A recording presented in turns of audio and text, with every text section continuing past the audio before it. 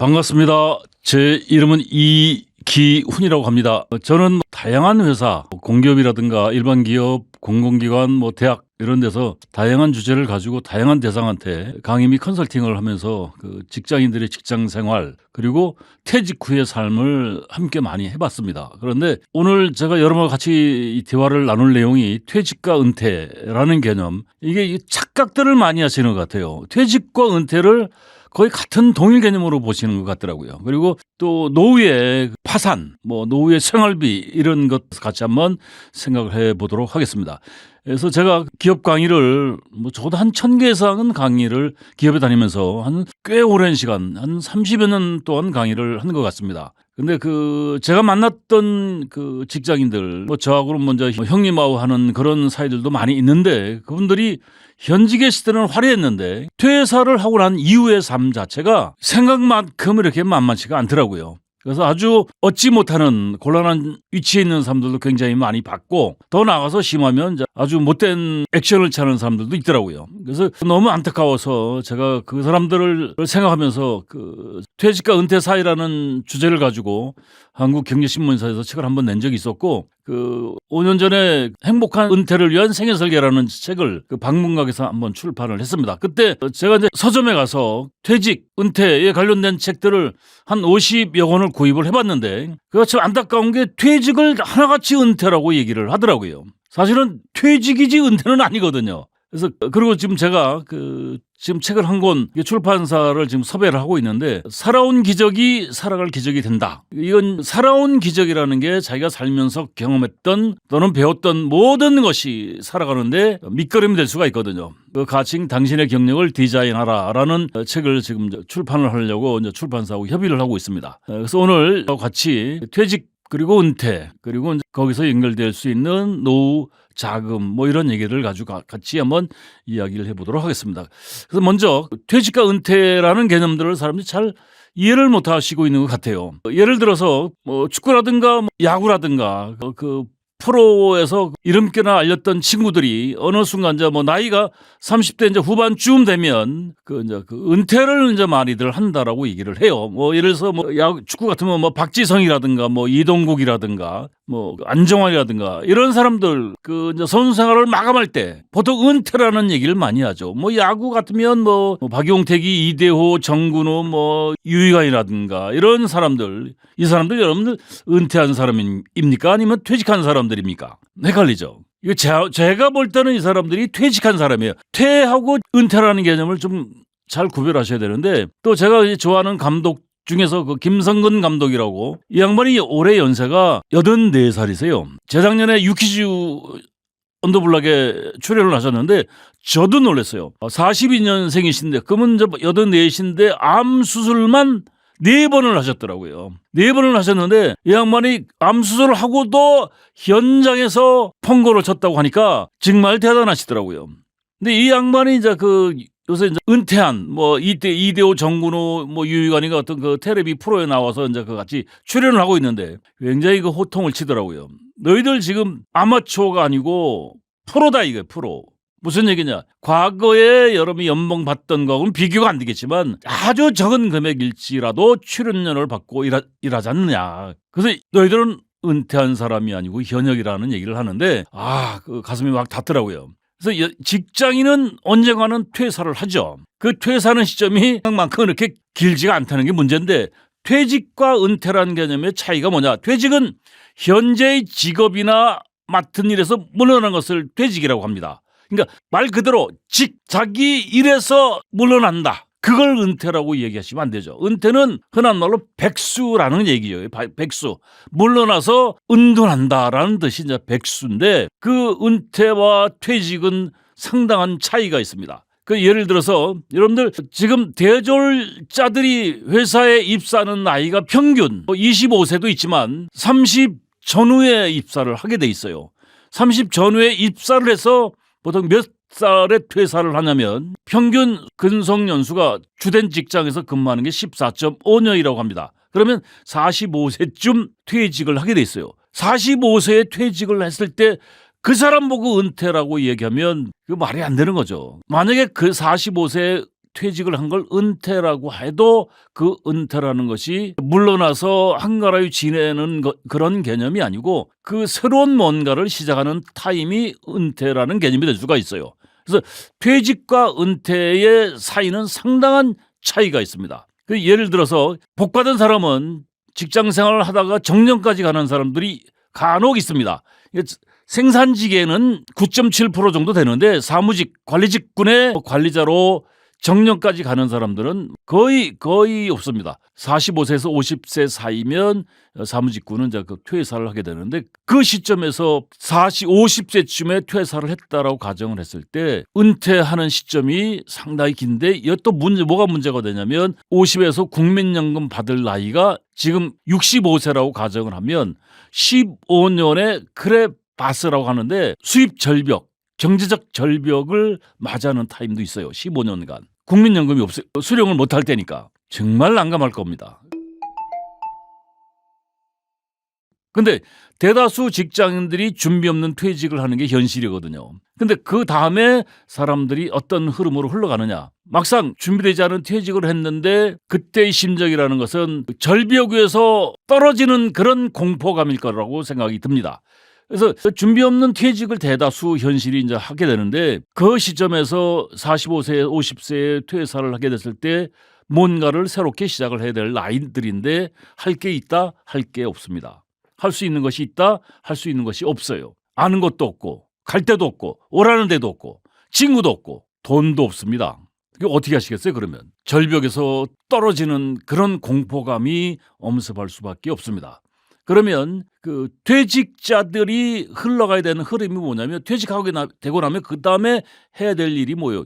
놀 수는 없으니까. 45세에서 50세라고 한다면 생활비가 폭증하는 시점이거든요. 그럼 뭔가의 일을 해야 되는데 재첩을 처음에 시도하는 게 재첩을 이제 시도를 하는데 현실적으로 재첩이 저는 극단적으로 얘기하는데 불가능해. 거의 현실적으로 일자리가 없습니다. 그리고 자기가 다니던 직장에서 받던 급여에 또는 복지까지 계산을 해보면 잘해야 60% 전후의 수준입니다.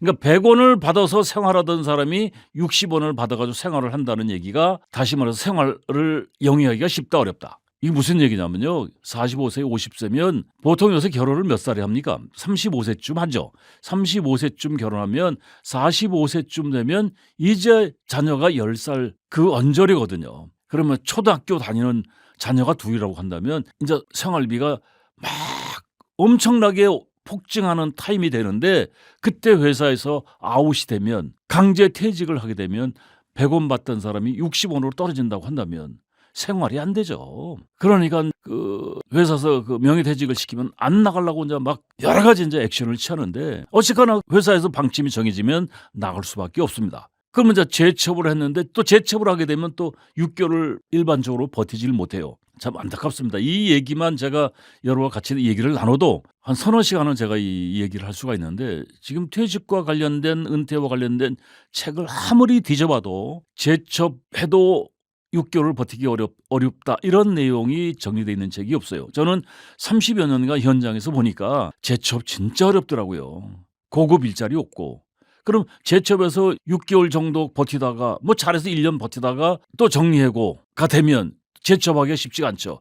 그럼 당장 생활비 벌어야 되니까 일용직, 작급직 아주 허드레 일을 하러 돌아다닙니다. 그러다가 이제 재첩을 하게 되고 재첩에서도 6개월 또 버티다가 1년 버티다가 아웃이 되면 또 정리하고 일용직 이런 식으로 흘러가다 보면 결국 생활비가 모자라서 감당이 안 돼서 흘러가는 방향이 뭐냐. 그렇게 울며 겨자 먹기로 창업을 하게 돼 있어요.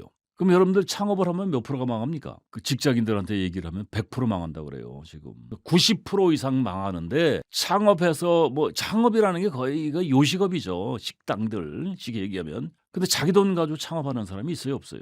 그 백종원 씨가 그 국감장에서 한 게 제가 기억이 새로운데 의원들한테 막 호통을 치더라고요. 이런 그 요식업 고깃집 이거 영세업이 아닙니다. 의원님들 3억에서 5억 이상 들어요. 그게 어떻게 영세업입니까? 그런데 그 창업할 때 자기 돈 가지고 창업하는 사람이 얼마나 되겠어요. 적어도 50% 이상은 빚내서 하는 거거든요. 쉽게 얘기하면 뭐 정책자금, 뭐 창업자금, 뭐 형제들한테 빌리고 사돈의 파촌한테 빌려서 창업을 하는데 90%, 95%가 많다고 한다면 결과적으로 뭐가 돼? 빚더미에 앉게 돼 있어요. 빚더미에 앉게 되면 부부간의 사이가 좋겠어요, 나쁘겠어요? 돈 가지고 부부싸움 할 수밖에 없어.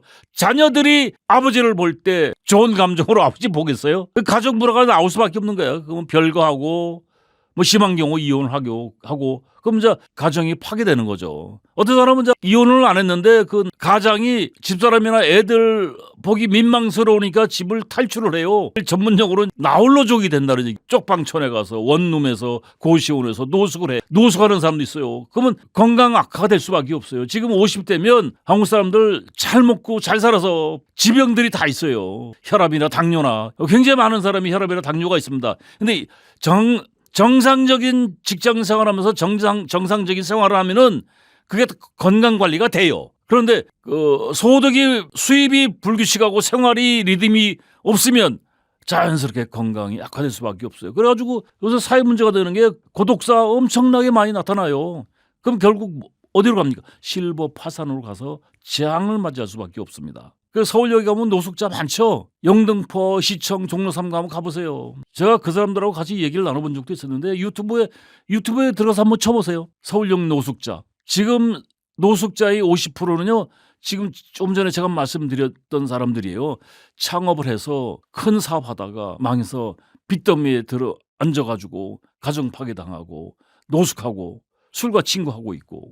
제가 서울 메트로 신임 부장들을 대상으로 한 3년 강의한 적이 있었는데 종로 3가 역장이 그때 저한테 교육을 받았어요. 종로 3가에 가보시면 겨울에 지금 겨울철이니까 지금 가보세요. 서울 종로 3가 역에 그 어르신들이 막 엄청나게 붐빕니다. 그분들이 여름에는 어디 가 계시냐면 파고다공원 뒤에 가면 이발소가 17개가 성업 중입니다. 17개. 17개의 그 이발소에 어떤 사람들이 오시냐면 목사님, 장로님, 지공선사 이런 분들이 오신다고. 무슨 소리냐고요? 목적 없이 사는 사람들, 장로, 장기간 노는 사람들, 지공선사, 지하철 공짜 타고 왔다 갔다 하는 양반들. 그러니까 뭐 천안이라든가 용문이라든가 춘천에서 종로 3가까지 와서 머리 깎고 염색하는데 송혜 선생이 살아계실 때 10,000원을 받았어요. 이제 그 국밥집에 와서 한 2,000원, 2,500원 주고 국밥 먹고, 그리고 이제 노상 카페에서 100원짜리 커피 한 잔 뽑아가지고 파우더공원 가서 갑론을박 하시는 거지. 왜? 갈 데가 없으니까. 근데 이 양반들 참 저 가서 이렇게 들어보니까 대단하시더라고. 뭐 삶의 지식이 풍부하신 분들인데 누가 그 양반을 불러주질 않아요. 왜? 단지 나이 먹었다는 것 때문에. 근데 그분들이 5시 되면 다 돌아가신다고. 왜 5시면 집으로 가신다면 그 일반 직장인들이 퇴근할 때 붐비면 피해를 끼치니까 5시쯤 다 각자 뭐 용문, 뭐 천안, 뭐 춘천 쪽으로 다시 이제 가시는 거죠. 그 시간을 피해서. 근데 제가 뒤에서 이렇게 딱 보니까 그 양반들 저는 귀에 들리더라고. 일하고 싶다. 근데 우리나라는요 지금 나이 먹은 사람들이 장애의 장애자지 대접해주지 않는 세상입니다. 그래서 이 중요한 게 지금 100세 시대에 은퇴라는 단어는 존재하지 않는 것 같아요.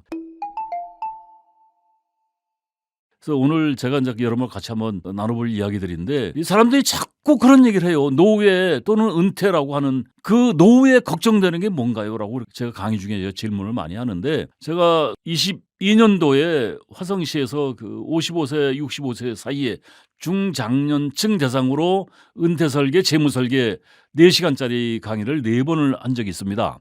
그때 이 양반들한테 제가 역으로 먼저 질문을 던졌어요. 노후에 제일 걱정되는 게 뭡니까? 라고 물어보니까 이구동성으로 하는 소리가 생활비가 제일 걱정된다라고 얘기를 하더라고요. 그 다음에 걱정되는 게 건강, 그 다음에 일자리, 어디서 살아야 되느냐, 어떻게 놀아야 되느냐, 뭐 이런 얘기들이 흘러나오는데 결국 생활비를 벌어야 된다라고 얘기를 많이 합니다. 그러니까 지금 평균 수명은 늘고 오래 살아야 되는데 안타까운 게 돈이 없다는 거예요. 그리고 제가 보면 지금 40년대생, 50년대생이 그러니까 70대, 80대들이죠. 그러니까 50년대생도 이제 그 59년생이면 우리나라로 지금 67이거든요. 67인데 그 40년대생, 50년대생들은 노후 준비, 노후 대책이라는 걸 몰랐어요. 나 60언저리에 노후 생활비라는 개념들을 그때 고민하는 거예요. 그런 사람들이 지금 노후 준비한 게 있겠어요, 없겠습니까? 지금 40년대생들은요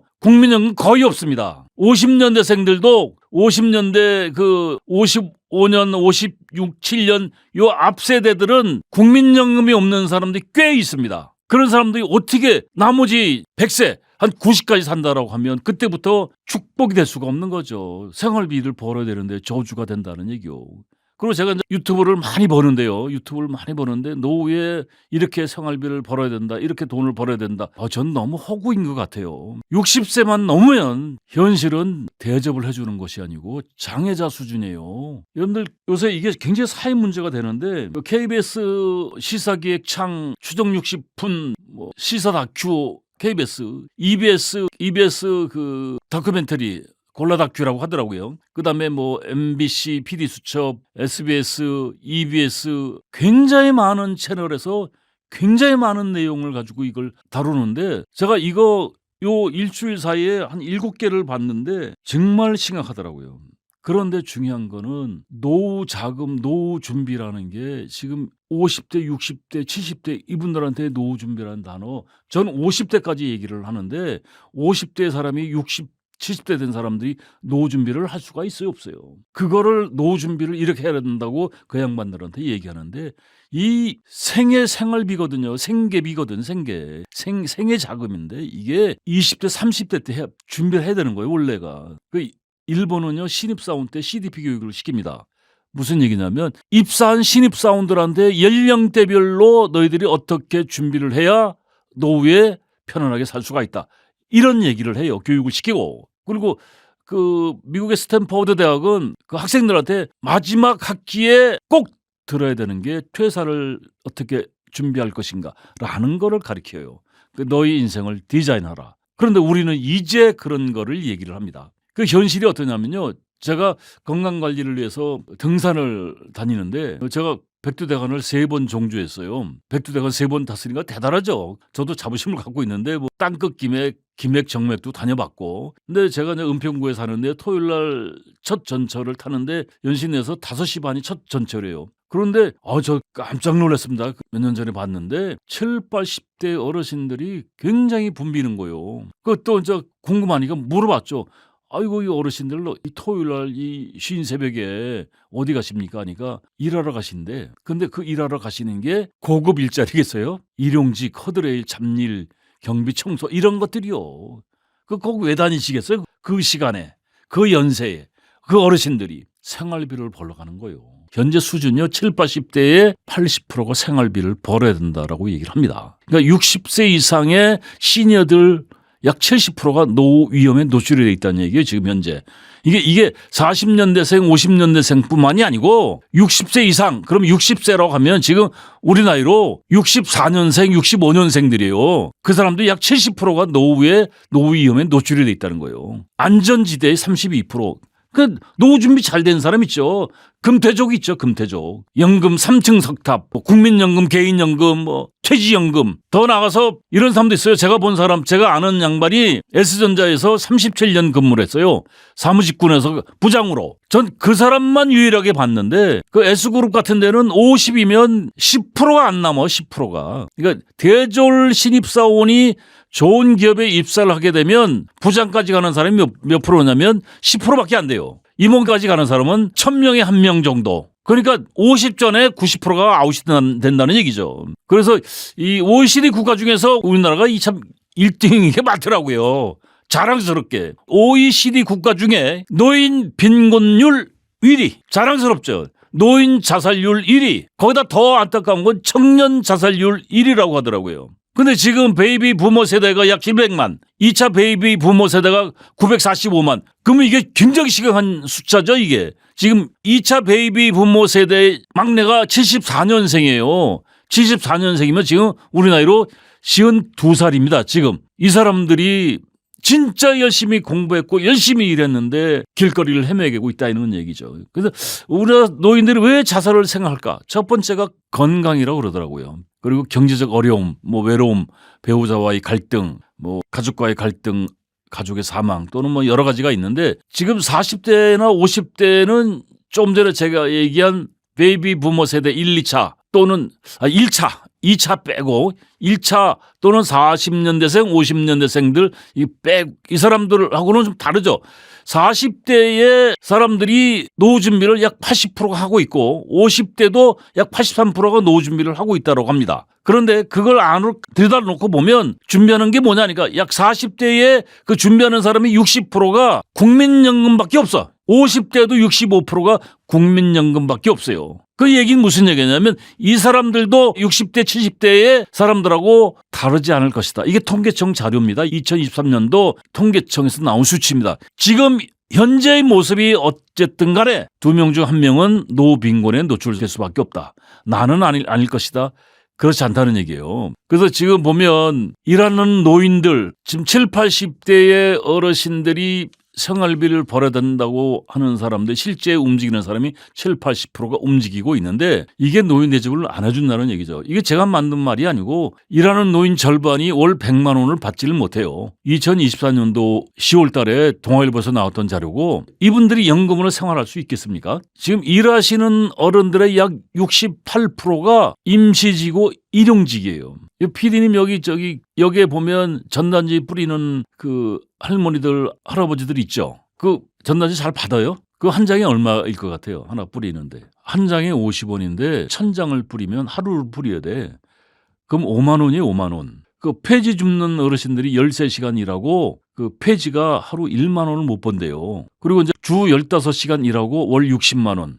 공공근로가 3시간씩 20일을 일하면 70만 원을 준다는 거예요. 이런 상태에서 노후 생활비 벌 수가 있어요, 없어요? 이게 정말 사회 문제거든요. 근데 이거를 아무도 얘기를 안 해. 그리고 옛날처럼 예를 들어서 지금 70이라고 하면 옛날 어르신들 70이 아니요. 제가 여러분하고 대화를 나누려고 저 전철을 타고 왔는데 전철에서 MBC PD 수첩에 며칠 전에 나왔던 얘기더라고요. 거기 64년생들이 친구들끼리 5명이 만나서 64년생이니까 불과 얼마 전에 지난 한두 달 전에 정년한 사람들이에요. 본인들이 노인이라고 생각해 본 적이 없다는 거지.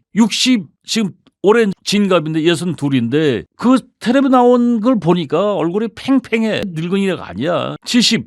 저는 이제 이런 얘기를 하는데 자기 나이 곱하기 0.7을 하면 실제 그 사람의 체력이라고 체력 나이라고 하는데 70에도 77이 49, 50이 안 됐잖아요. 근데 그 지혜가 풍부한 사람들이 단지 나이 먹었다는 것 때문에 대접을 받지 못한다는 얘기죠. 제가 그 동네에 체육관에서 같이 그 운동을 하는 친구가 그 건설회사 대표도 했던 양반이에요. 60년생이에요. 60년생. 운동 열심히 해서 60년이면 좋아하는 이경규가 몇 살인지 아세요? 이경규가 60년생이에요. CEO도 하고 이 사람도 건축사 자격증까지 있어요. 그래서 건설 그 감리단의 그 상무로 일을 하고 있었는데 지난 추석 때 뭐 흥분을 하더니 뭐 소주 한잔 합시다 해서 만났는데 아니 자기가 다니고 있는 회사에서 단지 나이 먹었다는 것 때문에 받는 급여를 50%를 삭감을 시키더래요. 그 다닐 수 있어요, 없어요? 진짜 그 지혜가 풍부하고 커리어도 풍부한 사람인데 열받아가지고 사표를 내고 다른 데로 옮겨 탔는데 그 대단한 역량을 갖고 있는, 더 나아가서 화려한 커리어를 갖고 있는데 그 사람이 그런 대접을 받을 줄 저도 생각을 못했어요. 노후에 그 누구도 비교할 수 없는 것, 노후 준비 만만치 않다는 얘기죠. 노후 준비는 나이 먹은 사람이 준비하는 것이 아니에요. 결국 돈이잖아요. 돈이나 일인데 그거 어떻게 준비를 하겠어요. 그래서 노후 준비하지 못하는 가장 결정적인 이유가 뭘 것 같아요? 이거 매일경제, 한국경제 주간지에 23년도부터 24년도에 나왔던 얘기들이에요. KB금융지주연구소에서 전국 주요 도시에서 20에서 80세까지 300명을 무작위로 이렇게 설문을 했는데 그 결과가 뭐냐면 노후 준비 못하는 이유가 뭐냐? 소득 부족이 60%야. 압도적인 거죠. 뭐 물가 상승 예기치 못한 결혼, 예기치 못한 사고, 자녀 교육, 결혼, 재무 정보, 재무 지식 부족. 그러니까 공부를 안 했다는 얘기죠. 돈 버는 공부를 안 했다는 얘기죠. 노후 준비가 안 되는 결정적인 이유가 2가지가 있는데 저는 이거 가지고 막 흥분하면 한 2시간을 하는데요. 노후 준비가 안 되는 결정적인 이유가 2가지가 있어요. 아주 간단하게 얘기하면 돈 벌 시간이 없어요. 그리고 돈을 너무 적게 벌어. 2가지입니다. 기업에서 어떤 제품을 생산을 하게 되면 그 제품이 수명 주기가 있어요. 그러니까 무슨 얘기냐면 도입기가 있고 성장기가 있고 성숙기가 있고 그다음에 쇠퇴기가 있습니다. 그러니까 그 제품을 개발해서 시장에 뿌리게 되면 이제 그때 이제 도입이 되는 거죠.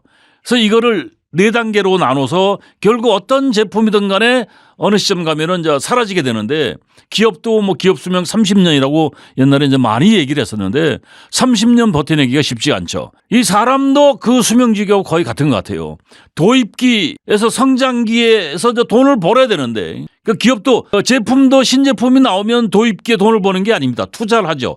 근데 성장기 이제 올라타게 되면 그때부터 서서히 이제 수익이 나오게 되고 성숙기에 이제 많이 벌어서 쇠퇴기에 시장에서 물러나는 타임을 잘 잡아야 돼요. 근데 사람도 마찬가지입니다. 도입기가 뭐예요? 돈 벌 능력을 개발하기 위해서 학교를 다니는 타임이라고 생각하시면 돼요.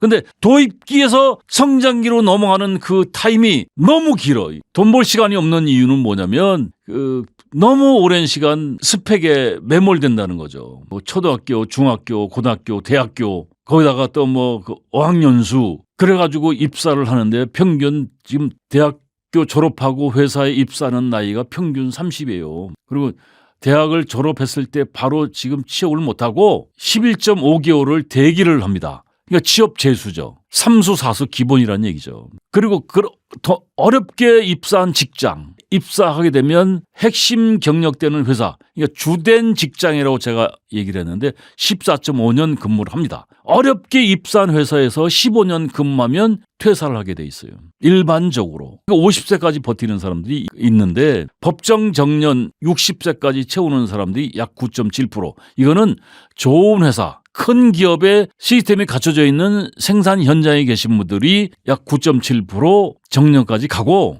일반 중소기업에서는 생산직의 사람들도 정년까지 못 가죠. 그러면 30에 입사해서 45, 50에 퇴사를 하게 되면 그 사람들이 그 회사에 입사하겠다고 투자한 스펙에 투자한 돈을 원금도 회수 못 합니다. 여러분들 인터넷 한번 쳐보세요. 강남 유치원에 다니는 오모군의 하루, 강남 초등학교 다니는 A양의 하루, 얘네들이 15시간 막 20시간 공부를 해요. 영어 유치원 한 달에 얼마인 줄 아세요? 여기서 제가 얘기하면 사회 문제가 되니까 너무 금액이 커. 일반인들은 상상도 못해요. 그래가지고 대학을 가는데 여러분들 고등학교도 일반 고등학교가 있고 자사고가 있고 자사고 위에 뭐가 있어요?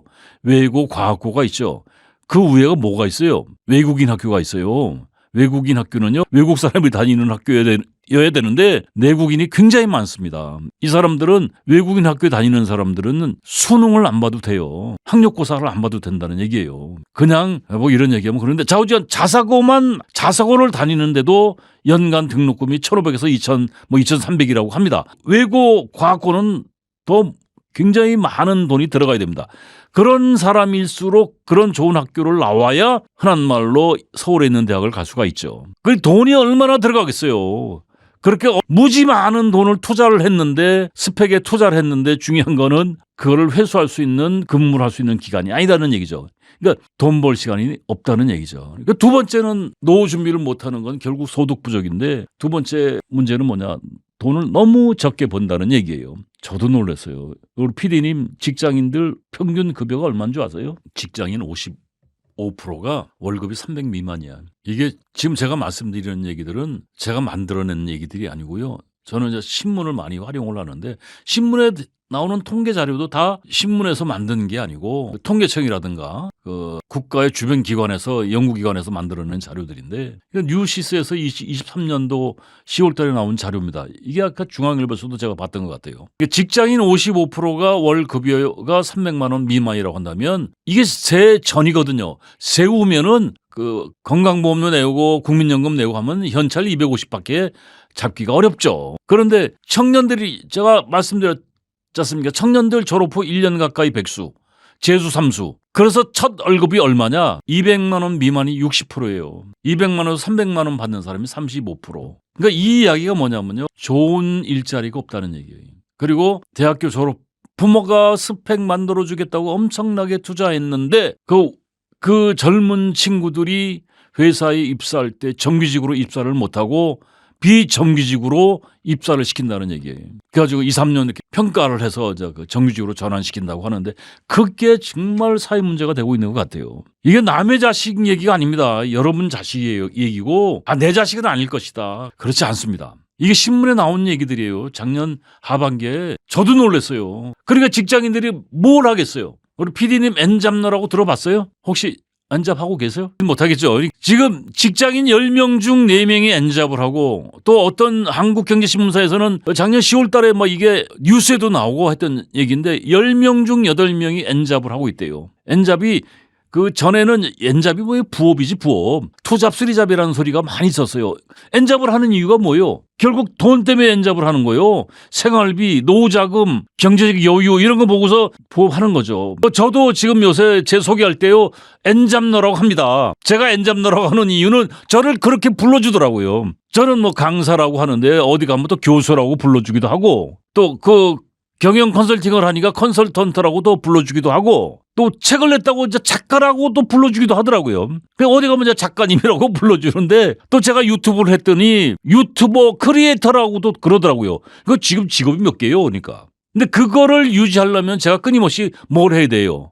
역량 개발해야 되죠. 공부를 해야 되죠. 제가 요새는 조금 자랑 아닌 자랑인데 여기저기서 출연 좀 해달라고 해서 지금 난리인데 전체 조회수가 제가 상상했던 것 이상으로 나와서 아주 즐거운 비명을 지르고 있는데 그래서 하여튼 부업을 하는 가장 큰 이유가 돈 때문에 하는 거죠. 그리고 두 번째가 뭐냐면 어찌 보면 이게 더 클 수도 있어요. 고용 불안정, 미래 대비를 못하니까. 왜냐하면 회사에서 어렵게 입사한 회사에서 주된 직장에서 근무하는 게 14.5년. 그러니까 45세에서 50세 사이에 길거리에 내몰리잖아요. 그러면 아까도 제가 말씀드렸는데 45세, 50세라고 한다면 35세에 결혼했다고 하면 애들이 10살에서 15살 그 사이라는 얘기예요. 그러면 초등학교, 중학교 다니는 나이인데 그 강남 의양의 하루, 유치원생 오목원의 하루 이 개념이 아니고 그냥 평범하게 학원 한두 개 보내면서 학교 보낸다라고 생각을 해봐도 생활비가 폭증하는 타임이라고 그죠? 생활비가 폭증하는 타임인데 회사에서 아웃이 되면 퇴직을 하게 되면 강제 퇴직을 하게 되면 생활이 유지가 되겠어요, 안 되겠어요? 그래서 모든 직장인이 40대가 되면 불안에 떨어요. 그래서 부업을 하고 엔잡을 하는 거예요. 저는 이거 굉장히 경력 관리를 제가 굉장히 강조를 하는데 경력 관리는 결국 인생 설계예요. 경력이라는 게 뭐냐면 살아온 자기의 흔적이거든. 그게 살아낸 기적이 살아갈 기적이 되는 거예요. 그래서 평생 직업을 탐색할 수 있는 좋은 기회가 된다라고 저는 생각을 합니다. 그리고 이제 더 중요한 것은 10명 중에 8명이 직장인의 10명 중에 8명이 부업을 하고 있다는 걸 그러면 동료 간에 알겠어요? 모르겠어요? 대놓고 얘기 안 해도 알죠. 근데 그거를 서로 떠들고 다녀요? 쉬쉬하고 다녀요? 쉬쉬하고 다닌다는 얘기죠. 그렇다고 그 사람들이 회사에서 업무를 소홀히 하는 건 절대 아니죠. 그러니까 그 정도밖에 일을 안 한다는 얘기예요. 그 무슨 얘기냐면 회사가 나를 보장을 안 해주니까 그 보장의 선을 자기가 만들어가기 위한 노력을 하는 거죠. 또 제가 이런 질문을 많이 받는데 노후의 생활비 어느 정도 있어야 됩니까? 정말 저는 이게 짜증이 나요. 왜냐하면 좀 전에 제가 말씀드렸잖아요. 직장인의 55%가 300만 원이 안 되고 월급이 대졸 초임이 200만 원이 안 되고 물론 근무하면서 올라가겠죠. 올라가는데 올라가는 타임에 어느 순간 45세, 50세 사이에 길거리에 내몰리게 되면 생활비가 감당이 돼요? 안 돼요? 생활비가 감당이 안 돼요. 그런 사람들이 지금 노후 준비, 노후 대책 말이 안 되는 소리예요 이게. 제가 그 말씀 드렸죠. 지금 1차 베이비 부모 세대는 40년대생 포함해서 얻지 못한다 치고 지금 40대, 50대가 노후 준비하는 게 있어요 없어요? 80%가 뭐예요? 국민연금 가지고 준비한다 그러잖아요. 그거 외에는 없다는 거예요. 그러면 이 사람들이 제가 이걸 스터디 해보니까 지금 50년대생, 1차 베이비 부모 세대보다 30대, 40대가 더 힘들 수가 있어요. 왜냐하면 자산이 없어 이 사람들이 대다수가. 집을 못 사. 그러니까 40년대생, 50년대생들은 그냥 꾸역꾸역 집이라도 장만할 수가 있었어요. 근데 지금 좋은 직장을 다니면 괜찮겠지만 일반 직장에 다녀가지고는 자기 생계비, 생활비 유지하기도 어려운데 집장만 불가능한 얘기예요. 세월이 가면 이 자산이 없기 때문에 어찌 보면 더 어려워지는 거예요. 그래서 지금 1차 베이비 부모 세대 55년에서 63년생까지가 특히 이제 63년생, 4년생은 지금 안타까운데 여기가 마처 세대의 끝자락에 있는 친구들이에요. 부모 봉양을 해야 되는 마지막 세대고 자녀들 노후에 대접받지 못하는 처음인 세대. 근데 이게 지금 매스컴에서 노후의 적정 생활비가 369만 원이라고 합니다. 이게 제가 계산을 해보니까 369만 원 이것도 모자라. 의식주, 여행, 여가, 손주 용돈 주고 뭐 이런 거 소소한 거 제가 계산해 보니까 맞더라고요. 최소 생활비가 보통 70% 계산을 하더라고요. 적정 생활비 이게 다 통계청 자료거든요. 이게 350에 한 70%가 최저 생활비라고 하더라고요. 그러면 한 210만 원 정도 되겠죠. 210만 원도 어렵겠죠. 현실적으로 보면. 근데 이거를 얘기하는 사람이 없어요. 그냥 이렇게 해야 돈을 벌 수가 노후자금 만들 수 있다.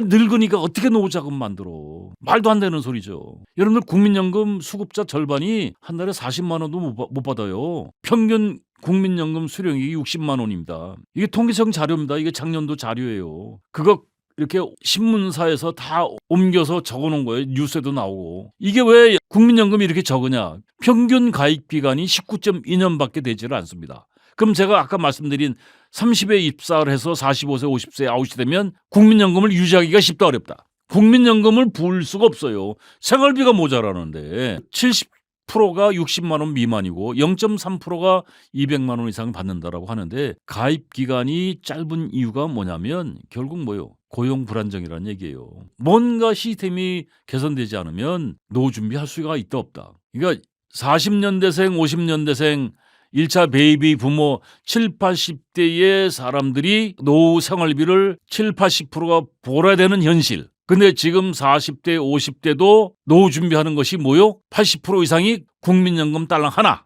근데 그 국민연금도 직장 생활할 때 국민연금을 유지할 수가 있는 거죠. 좋은 직장 다닐 때. 그 직장에서 아웃이 되면 고용 불안정이 되면 국민연금을 유지하기가 쉽다 어렵다. 아까도 제가 얘기했는데 금태족도 있습니다. 여러분들 국민연금 가입 몇 살 때 하는지 아세요? 몇 살에 하는 것 같아요? 직장. 그러니까 가난한 사람은 가난할 수밖에 없어. 그 만 18세가 되면 국민연금에 가입할 수가 있어요. 그럼 보통 우리는 그 일반인들이 알고 있는 그 국민연금 이게 재무지식이죠, 재무지식. 재무지식에 대한 또는 재무 정보가 없어서 일반 회사에 입사하고 나서 이제 자기 돈으로 이제 국민연금을 내죠. 그게 30세란 말이에요. 그럼 18살에 국민연금에 이미 가입을 시켜주는 부모. 그러면 일반 12년을 벌어주는 거죠. 국민연금 가입 기간이 길면 길수록 국민연금 금액이 커질 수 있죠. 그 이제 부모가 그 18세 된 자식을 이미 가입 한 15만 원을 불입을 시켰어. 그리고 10년을 안 내도 돼. 중간에 뭐 목돈이 생기면 이제 대신 불입을 해줘도 되고 이자 쳐서 그 안 낸 기간에 이자가 있으니까 이거를 제가 그 모 대학의 그 교수님들한테 강의를 했더니 시비 걸더라고요. 그 이미 가입 기간에 추후에 불입을 하게 되면 이자가 이율이 세다는 거예요. 참 안타깝더라고요. 그렇게 부정적이야. 결국 현실적으로 노후 준비가 쉽지가 않은 가장 큰 이유가 뭐예요? 고용 불안, 소득 부족. 그걸 누구든지 해결을 못 합니다. 제가 벌써 작년이 아니라 벌써 이제 23년도에 연천하고 전국에 노인 생활 실태 조사를 나갔었어요. 저희 집사람하고 그때 말복 때였는데 더위에 집사람은 가서 이제 설문하고 저는 뒤에서 이제 수발하고 그 프로젝트를 같이 하는데 설문 집사람이 잘하더라고요. 근데 이제 한 5시쯤 됐는데 전국 그 경로당에 들어갔는데 다들 이제 5시쯤 들어갔더니 어르신들 다 집에 가고 할머니가 한 7, 8분이 다양한 포즈를 취하고 앉아 계시더라고요. 누워 있는 분도 있고. 그 제가 물어봤어요. 할머니가 70 초반쯤 됐는데 할머니 어떻게 생활하세요? 그러니까 그러니까 무슨 재미로 사세요? 이렇게 물어보니까 재미는 무슨 재미가 있어요? 그냥 사는 거지. 그 자제분들 안 와요. 그러니까 지들도 먹고 살기 바쁜데 뭔 올 수가 없다는 거야. 전화 자주 없어요. 그런 얘기 하는데 참 안타깝더라고요. 근데 그 할머니가 어떻게 생활을 하세요? 하니까 노령연금 한 40여만 원 받고 공공근로 30만 원 받는데요. 그러니까 세금 떼고 전체 한 67만 원 정도. 그래서 거기서 가장 많이 나가는 지출이 뭐냐? PD님 뭘 것 같아요? 67만 원 가처분 소득이 67만 원인데 거기서 제일 많이 나가는 생활비가 의료비야, 의료비. 병원비 약값. 저축도 하신데 67만 원에 10만 원씩 저축한대. 이거 지금 제가 왜 말씀드리냐면 지금 노 준비 못한 사람이 7, 80%죠. 그 나이 드신 양반이 노 준비할 수 있어 없어? 거의 불가능한 얘기요. 이거 지금 제가 이걸 왜 말씀드렸냐면 걱정해서 될 일이 아니요. 생각을 좀 바꿀 필요가 있다는 얘기죠. 근데 거기서 보니까 그 이 양반들이 한 30%가 넘는 것 같아요. 기초생활 수급자이시더라고요. 거기 뭐 빌라 뭐 단독 해봐야 1억도 안 돼. 그리고 이제 이 양반들이 거기서 그 경로당에서 하루 종일 뭐 할머니 할아버지들 거기서 고스톱 치고 노신다고. 그 경로당에서 밥 주고. 그러니까 자녀들보다 더 가까이 있는 거죠. 그 같이 어우러지는 할머니들, 할아버지들. 그러니까 할머니 방 따로 있고 할아버지 방 따로 있는데 할머니들 모여서 고스톱을 치세요. 10원짜리 고스톱을 치는데 그렇게 즐겁게 치신다고. 흥분도 하고 싸움도 하고 밥도 같이 먹고. 그래서 노후에 가장 많이 쓰게 되는 비용이 뭐냐? 뭘까요? 노후에. 이게 그 하나은행 보고서인데 보고서 제목이 숨만 쉬는데도 돈 피가 마른다. 먹는 거 말고 세금, 건강보험료, 전기세, 아파트 살면 아파트 관리비, 임대 아파트면 임대료. 여러분 나이 먹어서 임대료 자기 자가가 아니면은 자기 집이 아니면 임대료 부담이 무척 크겠죠. 보험료, 경조사비, 의료비용, 병원비 약값 또 사람들하고 어우러져서 어쨌거나 좀 놀아야 되잖아요. 여가비용 이런 거 먹는 게 아니에요 이거 다. 근데 여기서 중요한 게 뭐냐면 조금 전에 제가 말씀을 드렸듯이 노후의 가장 심각한 비용이 뭐냐면 나이가 지금 예를 들어서 65세 70세 75세 80세 85세 90세 가면 갈수록 폭증하는 비용이 뭐예요? 의료비용이라고. 병원비 약값 의료 파산 옵니다. 요양원 요양병원에 들어가면 얼마 드는지 알아요? 지금 PD님 나이 때 이런 걸 알아둬야 되는 거예요. 이거 몰라 사람들이. 거기다가 뭐 치매에 걸리고 이제 그 막 풍이 이제 중증풍이면 간병인 붙여야 돼. 한 달에 5, 600 들어가는 건 일도 아니야. 미국은요 고독사를 하죠. 고독사를 하게 되면 그 돌아가신 어르신을 장례를 치를 사람이 없어요. 식구들이 안 나타나. 수소문에서 얘기를 했는데 포기를 해.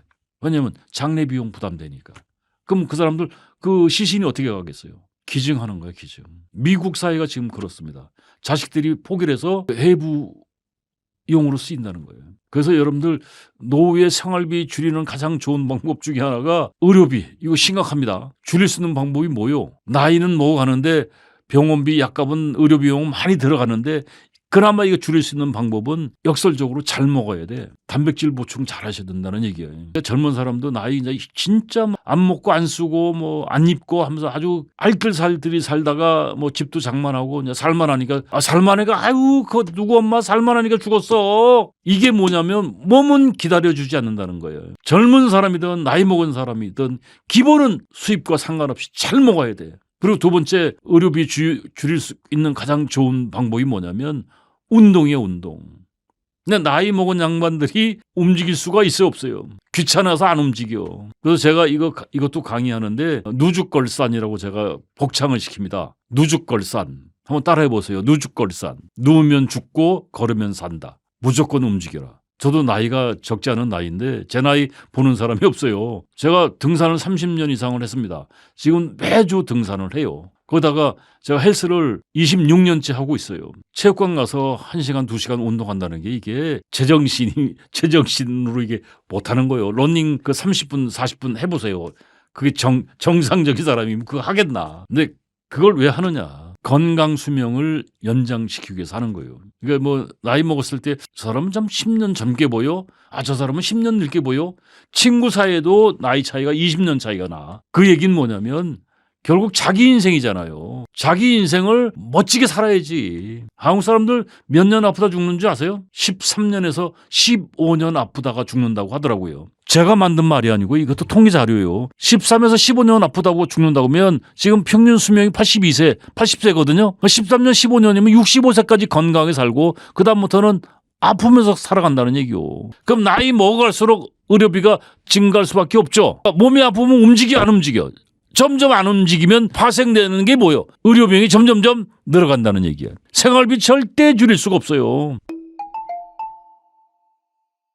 노후 파산 또는 노후를 망치는 5대 리스크가 있는데 그게 첫 번째가 이게 서울 회생법원에서 나온 자료인데 노인 파산 원인의 1위가 뭐냐면 실직이야, 실직. 그리고 두 번째가 생활비, 세 번째가 사업 실패, 의료비, 투자 실패, 사기당하고 자녀들 교육비, 이혼, 재해사고 뭐 이런 것들이 어우러져서 파산이 오는데, 파산이 뭐예요? 파산. 나이 먹어서 파산이 뭐예요? 나이 먹었다고 해서 생활비는 그대로 유지가 되잖아요. 생활비 지출하는 것을 충당하지 못하면, 그래서 생활비가 200 들어가는데 소득은 100이라고 하면 100만 원이라고 한다면 100만 원의 갭이 있죠. 그럼 그게 파산이죠. 여러분들 이거 조심하셔야 되는 게, 창업 실패는 창업 파산으로 가고, 두 번째가 금융 사기 당합니다. 그러면 금융 파산으로 가요. 이게 파산 어마무시한 건데, 다시 한번 정의를 내려드리면, 자, 나이가 60대부터 흘러가면서 지출 항목이 200만 원, 최저 생활비가 212만 원이라고 했는데, 최저 생활비가 충당이 안 되기 때문에 7, 80대가 일용직 잡급집 일을 하러 가는데, 그 평균 일용직 평균 수령액이 100만 원이 안 된다. 근데 그 일자리도 이때 없다. 1차 베이비 부모하고 2차 베이비 부모가 합치면 약 1600만 이 정도 됩니다. 우리 지금 현재 남한 인구가 한 5천만이라고 가정을 하면 무지무지 어마무시한 숫자죠, 이게. 그 30 전의 사람들, 그 지금 그 경제적 활동을 안 하는 사람들을 빼고 그 연세 때가 65세 이상의 사람들이 20%면 고령사회라고 얘기를 하는데, 지금 한 1, 2년 남았다고 그러더라고요. 지금 약 19%. 이 사람들이 일자리가 있겠어요, 없겠어요? 인간적으로 사회 시스템 자체가 노인들의 일자리 대접이 안 되는데, 거기다가 이제 생활비가 모자라니까 금융사기 당하는 거죠. 금융사기, 투자사기, 일반 사기, 유사 그 금융들 많죠. 중대질병, 의료파산, 황혼이혼, 고독사, 자녀 리스크, 마처세대. 그래서 이거 얘기하면 길어지는데 한 가지만 말씀드릴게요. 저는 창업을 뜯어 말리는데, 창업하지 마라. 몇 프로 망한다? 90% 망한다. 좋게 얘기해서. 그러면 10%의 확률이죠. 90%는 열에 9명은 창업 실패. 그럼 그게 어디로 갑니까? 창업 파산으로 가요. 어디까지 연결되느냐? 실부 파산, 고독사까지 간다는 거예요. 그리고 금융사기, 여러분들 금융권의 회사들, 그 사람들의 말은 참고만 하셔야 돼. 의사결정은 누가 하는 거요? 여러분이 하는 것이요. 세상에 공짜가 있어요, 없어요? 이 연세 되신 분들이 정말 안타까워요. 이게 투자의 3요소라는 게 있어요. 수익성은 안정성과 리스크, 위험성이 있어요. 안정성이, 그러니까 예를 들어서 100만 원을 투자를 했다. 이게 떼일 염려가 없다. 그러면 그건 안정성이죠. 그러면 이자율이, 수익성이 낮겠죠. 근데 100만 원을 투자했는데 연 10% 준다. 그럼 이게 수익성은 높은데, 수익성이 높으면 무슨 얘기요? 위험성이 굉장히 극대화된다는 얘기죠. 근데 나이 드신 양반들이 이게 금융사기, 투자사기를 당할 수밖에 없는 이유가 뭐요? 생활비가 모자라니까 적은 돈으로 뻥 튀고 싶어서 현혹된다는 얘기요. 절대 공짜는 없습니다. 그리고 이건 공부를 좀 하셔야 돼요. 이게 지금 안타까운 게, 나이 드신 양반들 70대, 60대 후반부터 70, 80대의 사람들이 젊을 때도 돈을 못 벌었는데, 나이 먹은 사람들한테 돈 이렇게 하면 벌 수 있다라고 얘기하는 것, 그 자체가 저는 사기라고 생각을 해요. 말은 맞아요. 말은 맞는데 현실성이 떨어지는 거예요, 그게. 이게 이제 이래서 제가 오프라인에서 만나서 이렇게 저는 이제 지금 기업 강의를 한 30년을 하다 보니까 셀프 리더십, 인간관계, 경영 전략, 다양한 강의를 했는데, 그 만났던 많은 직장인들이 50%는 힘들어요. 지금 제가 알고 있는 사람들도, 제 친구들도 노년에 파산한 친구들 많아요. 울더라고요. 내가 이럴 줄 몰랐다고. 제 친구 중에 하나가 옛날에 기획원에 있었어요. 기획원. 7급으로 들어가서 5급, 4급까지 갔는지 모르겠는데, 그래서 금융감독원에 임원으로 갔다가 나와서 사업을 크게 했는데, 얼마 전에 들었는데 전 재산 다 날리고 와이프하고 이혼하고, 정확히 얘기하면 이혼 당한 거죠. 그 나이에. 지금 혼자 살고 있다고 하더라고요. 정말 가슴 아프죠. 옛날에는 그 친구하고 만나면 밥을 얻어먹어도 떳떳하게 씩씩하게 얻어먹을 수가 있었어요. 지금은 그 친구 만나자 해도 안 만나요. 왜? 자기가 창피하니까. 그렇게 흘러가다가 어떻게 되겠어요? 고독사 하는 거야.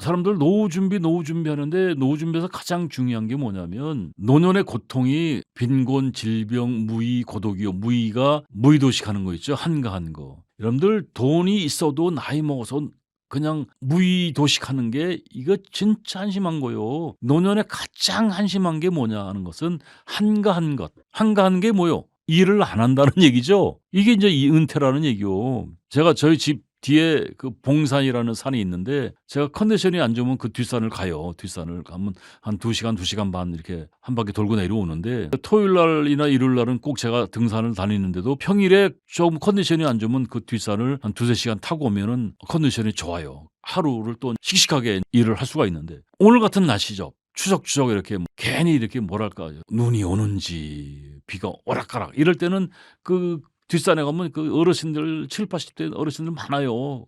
근데 이런 날 같은 경우는 80-90%가 안 나와. 근데 오는 사람들은 오죠. 근데 이런 날씨에 어떤 양반이 근데 그 양반들은 서로 다 알아.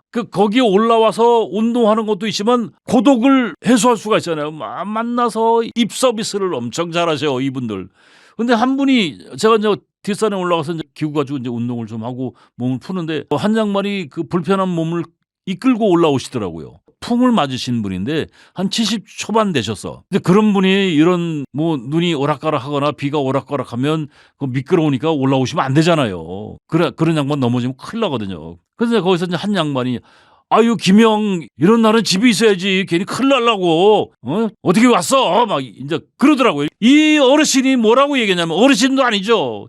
뭐 20, 70 초반이면 그 양반이 풍을 맞아서 그렇지 날아다닐 나이인데 이 양반이 뭐라고 얘기했냐면 내가 여기 왔다 가지 않으면 하루 보내기가 힘들어 이 소리를 하더라고요.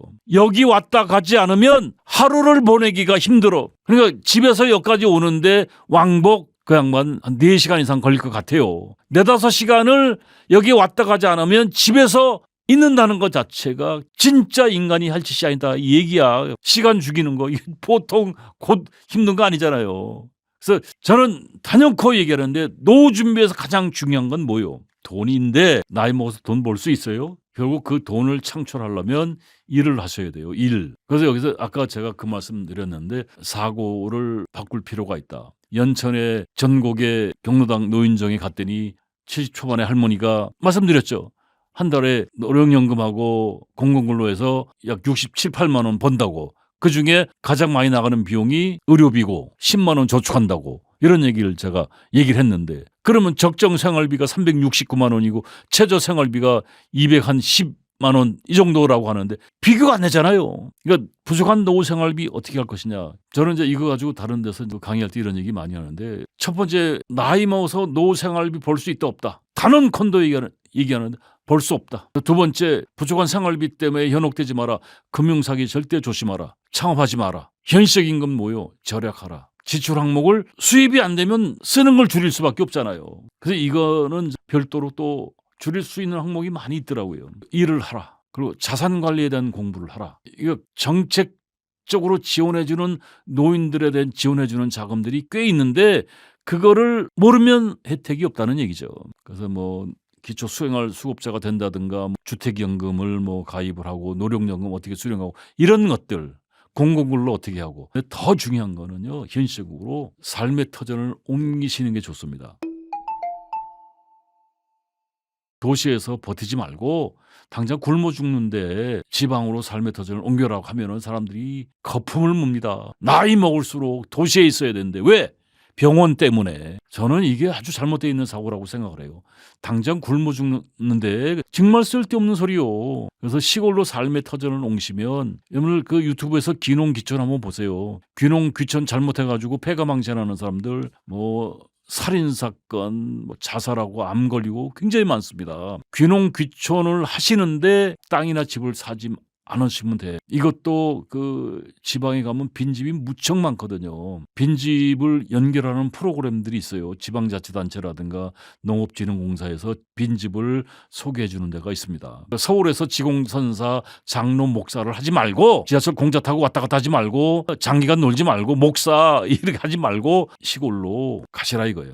그리고 이제 자산 정리를 잘하면 또 기초생활수급자로 또 혜택을 받을 수도 있고 그 기초생활수급자도 공부해 볼 필요가 있죠. 되면 내가 그 나이 먹게 되면 한국 사람들 90% 이상은 어디 가서 돌아가시냐면 요양원, 요양병원에서 돌아가시거든요. 그때 요양원이라든가 요양병원에 들어가면 자녀들이 그 비용을 감당을 해야 돼요. 그런데 기초생활수급자가 된다면 그 비용을 상당 부분을 국가에서 지원을 해줍니다. 그러면 자식들이 고마워하겠죠. 제가 체육관에 같이 운동하던 양반이 저보다 몇 살 위신데 동네에서 철물점 하다가 장사가 안 돼서 이제 접고 한 3년을 노는데 와이프한테 용돈 뭐 한 일주에 한 주에 3만 원 타 쓰는데도 눈치가 그렇게 보이더래요. 여러분들 3만 원 가지고 70먼저리에 있는 사람이 용돈이 되겠어요, 안 되겠어요? 그 3만 원도 구걸하다시피 와이프한테 돈을 받아야 돼. 그러다가 제가 이제 그 소주 한잔 하면서 이제 그 시골에 그 빈집 연결 프로그램이 있으니까 뭐 그 뒤져봐라. 그러면서 내가 그 양반들한테 그런 얘기했어요. 그 문화센터 다니면서 컴퓨터도 좀 배우고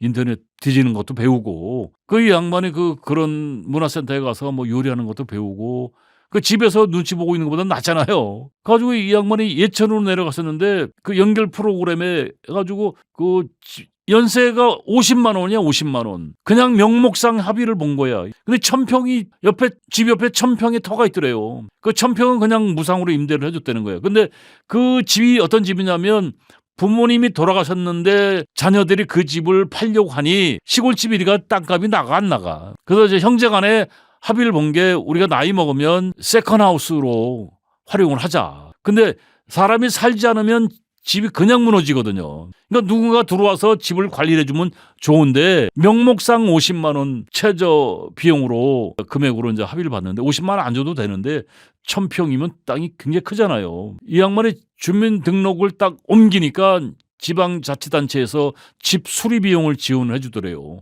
이사 비용도 지원해 주고 더 나가서 집들이 비용까지 지원해 주더라는 얘기요. 거기다가 결정적인 소일거리가 아니고 일거리가 많은 거죠. 와이프 눈치 볼 필요가 있어 없어. 건강도 되찾고 점점 젊어지고 더 좋은 거는 이 양반이 이제 소주 한잔 마시면서 하던 말씀이신데 실십이 안 됐는데 동네에서 어르신들이 애 취급한다는 거예요. 아가 취급한대. 그러니까 아이 형아나 누님들이 얼마나 사랑을 해주는지 너무 행복하다는 거야. 진짜 막 얼굴이 폈더라고요. 그리고 이제 올라와서 이 양반이 소주를 사더라고요. 아주 너무너무 행복하다고. 내려와 보라고. 지금 제가 이 말씀을 왜 드렸냐면 노후의 생활비를 현실적으로 번다는 건 쉽지가 않죠.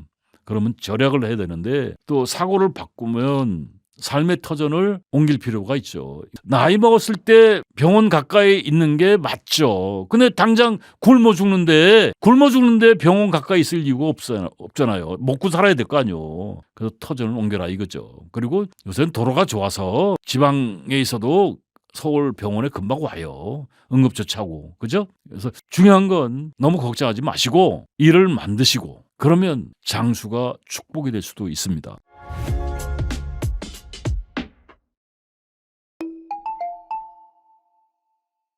네, 여러분 안녕하세요. 뷰티풀 구독자 여러분, 우리 가족이시죠? 오늘 이보규 강사는 오늘 여러분과 같이 한국의 노인의 문제는 무엇인가? 그다음에 노후 준비는 어떻게 할까? 노인들은 누구나 내 코가 석자다. 이런 주제의 얘기를 여러분과 같이 나누겠습니다. 여러분 끝까지 경청해 주면 고맙겠습니다. 지금 우리나라는 갑자기 준비가 덜 됐는데 다가온 초고령 사회입니다. 평균 수명이 65세 당시에 1980년도에 65세 노인으로 보았지만은 이제 평균 84세니까 65세는 노인이라고 말하기 어렵습니다. 이제 사회적 공감대가 형성돼서 이제 노인의 인구도 나이도 고쳐야 됐다고 생각합니다. 우리가 1000만 노인 시대라고 그러잖아요. 그런데 준비가 없는 80대의 비참한 현실은 왜 그러냐면 수명은 늘어나는데 출산율은 적어들고 노동력은 감소되고 의료비가 증가되고 하니까 80대의 노인의 비참한 현실이 드러나는 것이죠. 그런데 대한민국의 65세 인구가 60%를 넘었으면 우리가 초고령 사회로 진입했는데 우리가 많은 사람들이 준비 없는 노인을 맞이하게 됐습니다. 국가 경제 국민 소득이 3만 불 시대가 되었잖아요. 좋은 일 아닙니까? 그런데 이게 그림에 떡인 사람이 많습니다. 국민연금만으로 생활하기는 어려운 게 현실이거든요. 80대가 되었을 때 삶은 더욱 힘들 수밖에 없습니다. 우리가 2000년도에 7%던 인구가 노인이 2017년도에는 14%가 되고 이제 25년 되니까 20%가 되는데요. 60대 이후에 이런 아무리 돈이 많아도 결국 이렇게 된다 하는 얘기를 제가 하겠습니다. 왜냐하면 부유한 사람들도 60대부터는 점차 돈보다는 건강이 관계가 더 중요하다는 걸 알게 됩니다. 그래서 노화로 인해서 건강이 악화되고 주변 사람으로부터 관계가 소원해지면서 돈만으로 해결할 수 없는 문제들이 쌓이게 돼 있습니다. 결국 남은 삶은 삶의 질인데 이를 위해서 젊었을 때부터 건강, 인간관계, 정책 행복을 준비해야 된다고 저는 주장을 하고 있습니다. 경제적 불평등이 만든 노인의 두 얼굴이 있습니다. 한쪽에는 경제적 여유롭게 노후를 즐기는 사람이 있는가 하면 한쪽에서는 최저 생활을 걱정을 해야 되는 노인들이 늘어나고 있습니다. 특히 국민연금만으로 충분한 생활을 어려워지니까 노인 문제가 더욱 심각해지는 거죠. 사실 가족이 부양해서 스스로 책임을 지는 노후 변화, 자식들이 잘 되면 걱정 없을 줄 알았는데 헛바지했습니다. 과거에는 자녀들이 부모를 부양하는 것이 일반적이었습니다. 그런데 이제는 노후를 스스로 책임져야 하는 세대가 되었습니다. 5060 세대는 부모를 부양하면서도 자신의 노후 준비를 해야 하는데 이중부담을 안고 있습니다. 미래를 준비하지 않으면 결국 의지할 곳 없는 힘든 노년을 맞을 수밖에 없습니다. 5060 세대가 행복한 노후를 보내기 위해서는 경제적 준비뿐 아니라 건강, 인간관계, 삶의 의미까지 종합적으로 고려해야 한다고 전 주장을 합니다. 한국 노인이 유독 가난하게 사는 이유는 여러 가지 복합적인 요인이 있습니다. 첫째는요, 부실한 노후 대비와 낮은 국민연금 수령액입니다. 한국의 국민연금 도입된 지가 오래되지 않았습니다. 연금 수령액이 미흡하죠. 88년도 1월 1일 날 시작한 국민연금은 30년 이상 돼야 지금 136만 원 정도, 20년 이상 되면 약 93만 원, 10년 이상 돼야 수령이 가능합니다. 그러니까 연금만으로 생활하기는 어렵습니다. 그러니까 추가적인 소득은 필요하지만 소득을 올리려면 일자리가 있어야 되는데 노년의 일자리는 부족한 게 현실입니다. 특히 베이버 부모 세대라는 거, 우리나라 같으면 예를 들면 전쟁 이후에 1955년부터 63년까지 출생한 사람들이 그때 인구가 급증했는데 그때는 베이버 부모 시대가 이제 경제적 부담이 증가되는 이유는 60, 70년대는요. 자녀 교육비 또 결혼 자금 등으로 해서 노후 대비를 부족한 경우가 많았습니다. 수명이 길어졌지만은 은퇴 이후에 경제적 준비가 부족해 노후 빈곤은 직면하게 되는 것입니다. 그다음에 고령층의 높은 부채 증가율은 아까 말씀하셨지만 60대 이상에는요. 대출 증가율이 높고 연체율이 급증하고 있습니다. 왜냐하면 과거보다 더 오랜 기간 경제활동을 해야 하지만은 안정적인 소득이 없이 대출만을 이용하는 경우 많기 때문에 그렇습니다. 그래서 부족한 노인의 일자리는 노동시장에 재진입이 어렵습니다. 정년퇴직한 후에는 취업이 쉽지 않고 일자리가 있어도 저임금 노동력에 머뭅니다.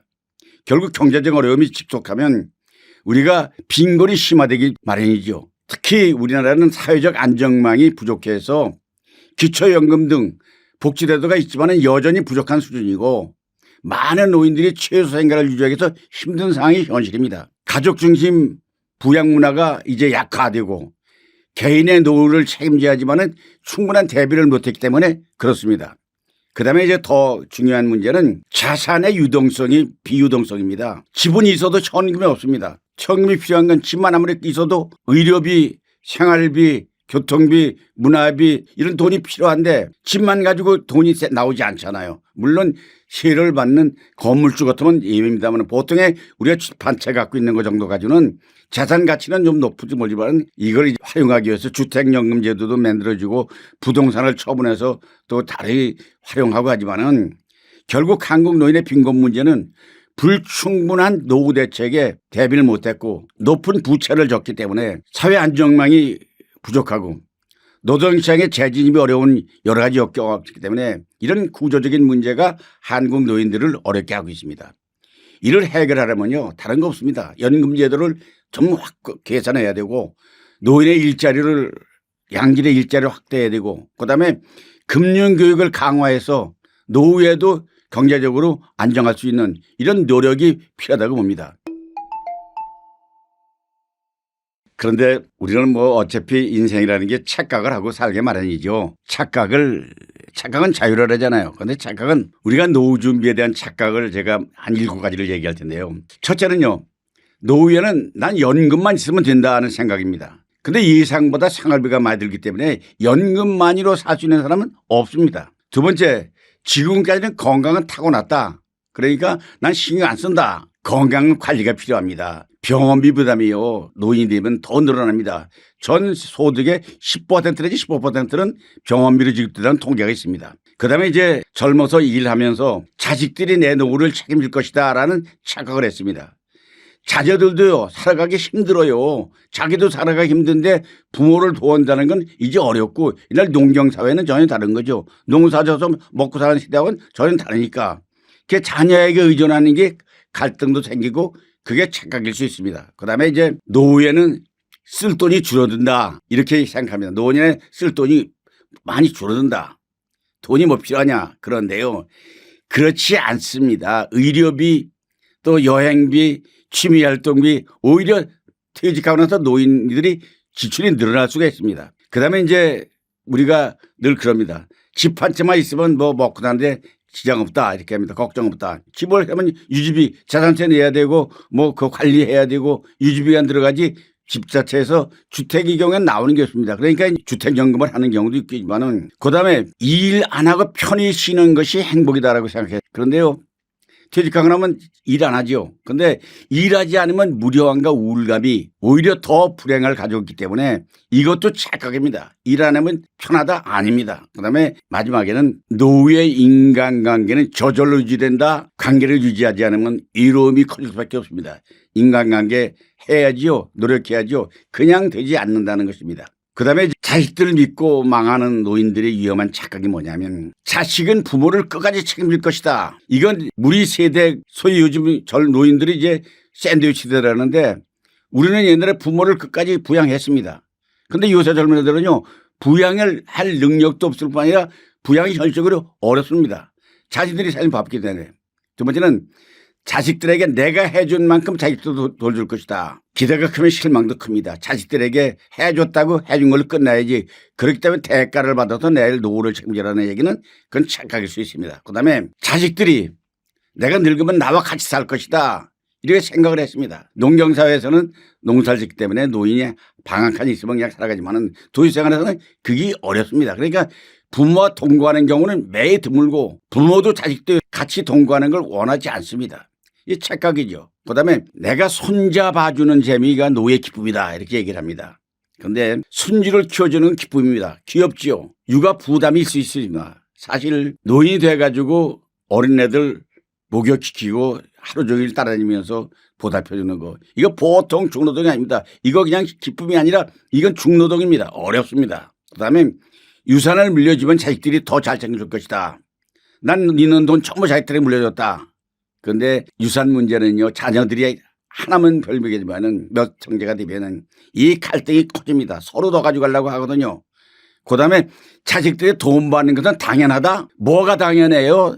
도움 기대보다는 자립할 수 있는 준비가 더 필요한 겁니다. 그런데 자식들에게 의존하는 건 이건 어리석은 일입니다. 그다음에 자식과 내가 모든 걸 공유한다는 생각 같습니다.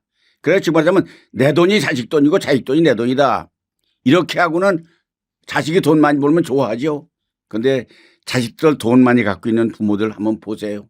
자식들이 용돈 주지 않습니다. 뭘 줍니까? 내 연금이 중요하지. 그다음에 오히려 돈이 많으면 서로 관계가 멀어질 수 있습니다. 그러니까 자녀에게 기대하는 만큼 나중에는 실망도 그만큼 크다는 것을 명심해야 됩니다. 그러니까 자신 있고 망하는 노인들이 많은 착각하는 이런 세상에 지금 현실이라는 말씀을 드립니다. 사실 이 말 내뱉고 평생 후회하게 되는 말 내가 7가지를 간추려 봤습니다. 그런데 상대방에게 이런 말 하면 그건 안 됩니다. 첫째는 있을 수 있는 일입니다. 그런데 이 말을 하면 실수입니다. 내가 그때 너 안 도와줬으면 너 어떨 뻔했냐. 도움을 주고 생생내는 관계는 이거는 틀어지게 말입니다. 생생내면 안 됩니다. 두 번째는 날 위해 이 모든 것을 난 너를 위해서 희생했어. 진심이라도 상대에게 부담을 주기 때문에 이건 상대에게 죄책감을 느끼기 때문에 이것도 내뱉어서는 안 될 말입니다. 그다음에 이제 인간관계에서 나이가 많다고 내 말이 무조건 옳다. 맞아. 아직까 고집이 부리면 이거는 죽기 전에 후회로 돌아갑니다. 나이 들어서 하는 말 젊은이들이 그대로 받아들일 것 같습니까? 아닙니다. 요새는 매일 세상이 바뀌기 때문에 본인이 갖고 있는 노인이 겪고 있는 지식, 정보, 가치는 젊은 애들은 필요하지 않습니다. 그다음에 내가 그럴 줄 알았어. 내가 뭘 했냐. 상대를 탓하는 말. 이건 관계를 엄청 악화시키는 겁니다. 절대 상대를 탓하는 말은 해서는 안 됩니다. 그다음에 너 없으면 나 못 살아. 나는 내가 있어야 돼. 이거는 애정이 필 수 있습니다. 그런데 지나친 의존은요. 오히려 상대방이 독이 됩니다. 너 없으면 못 산다?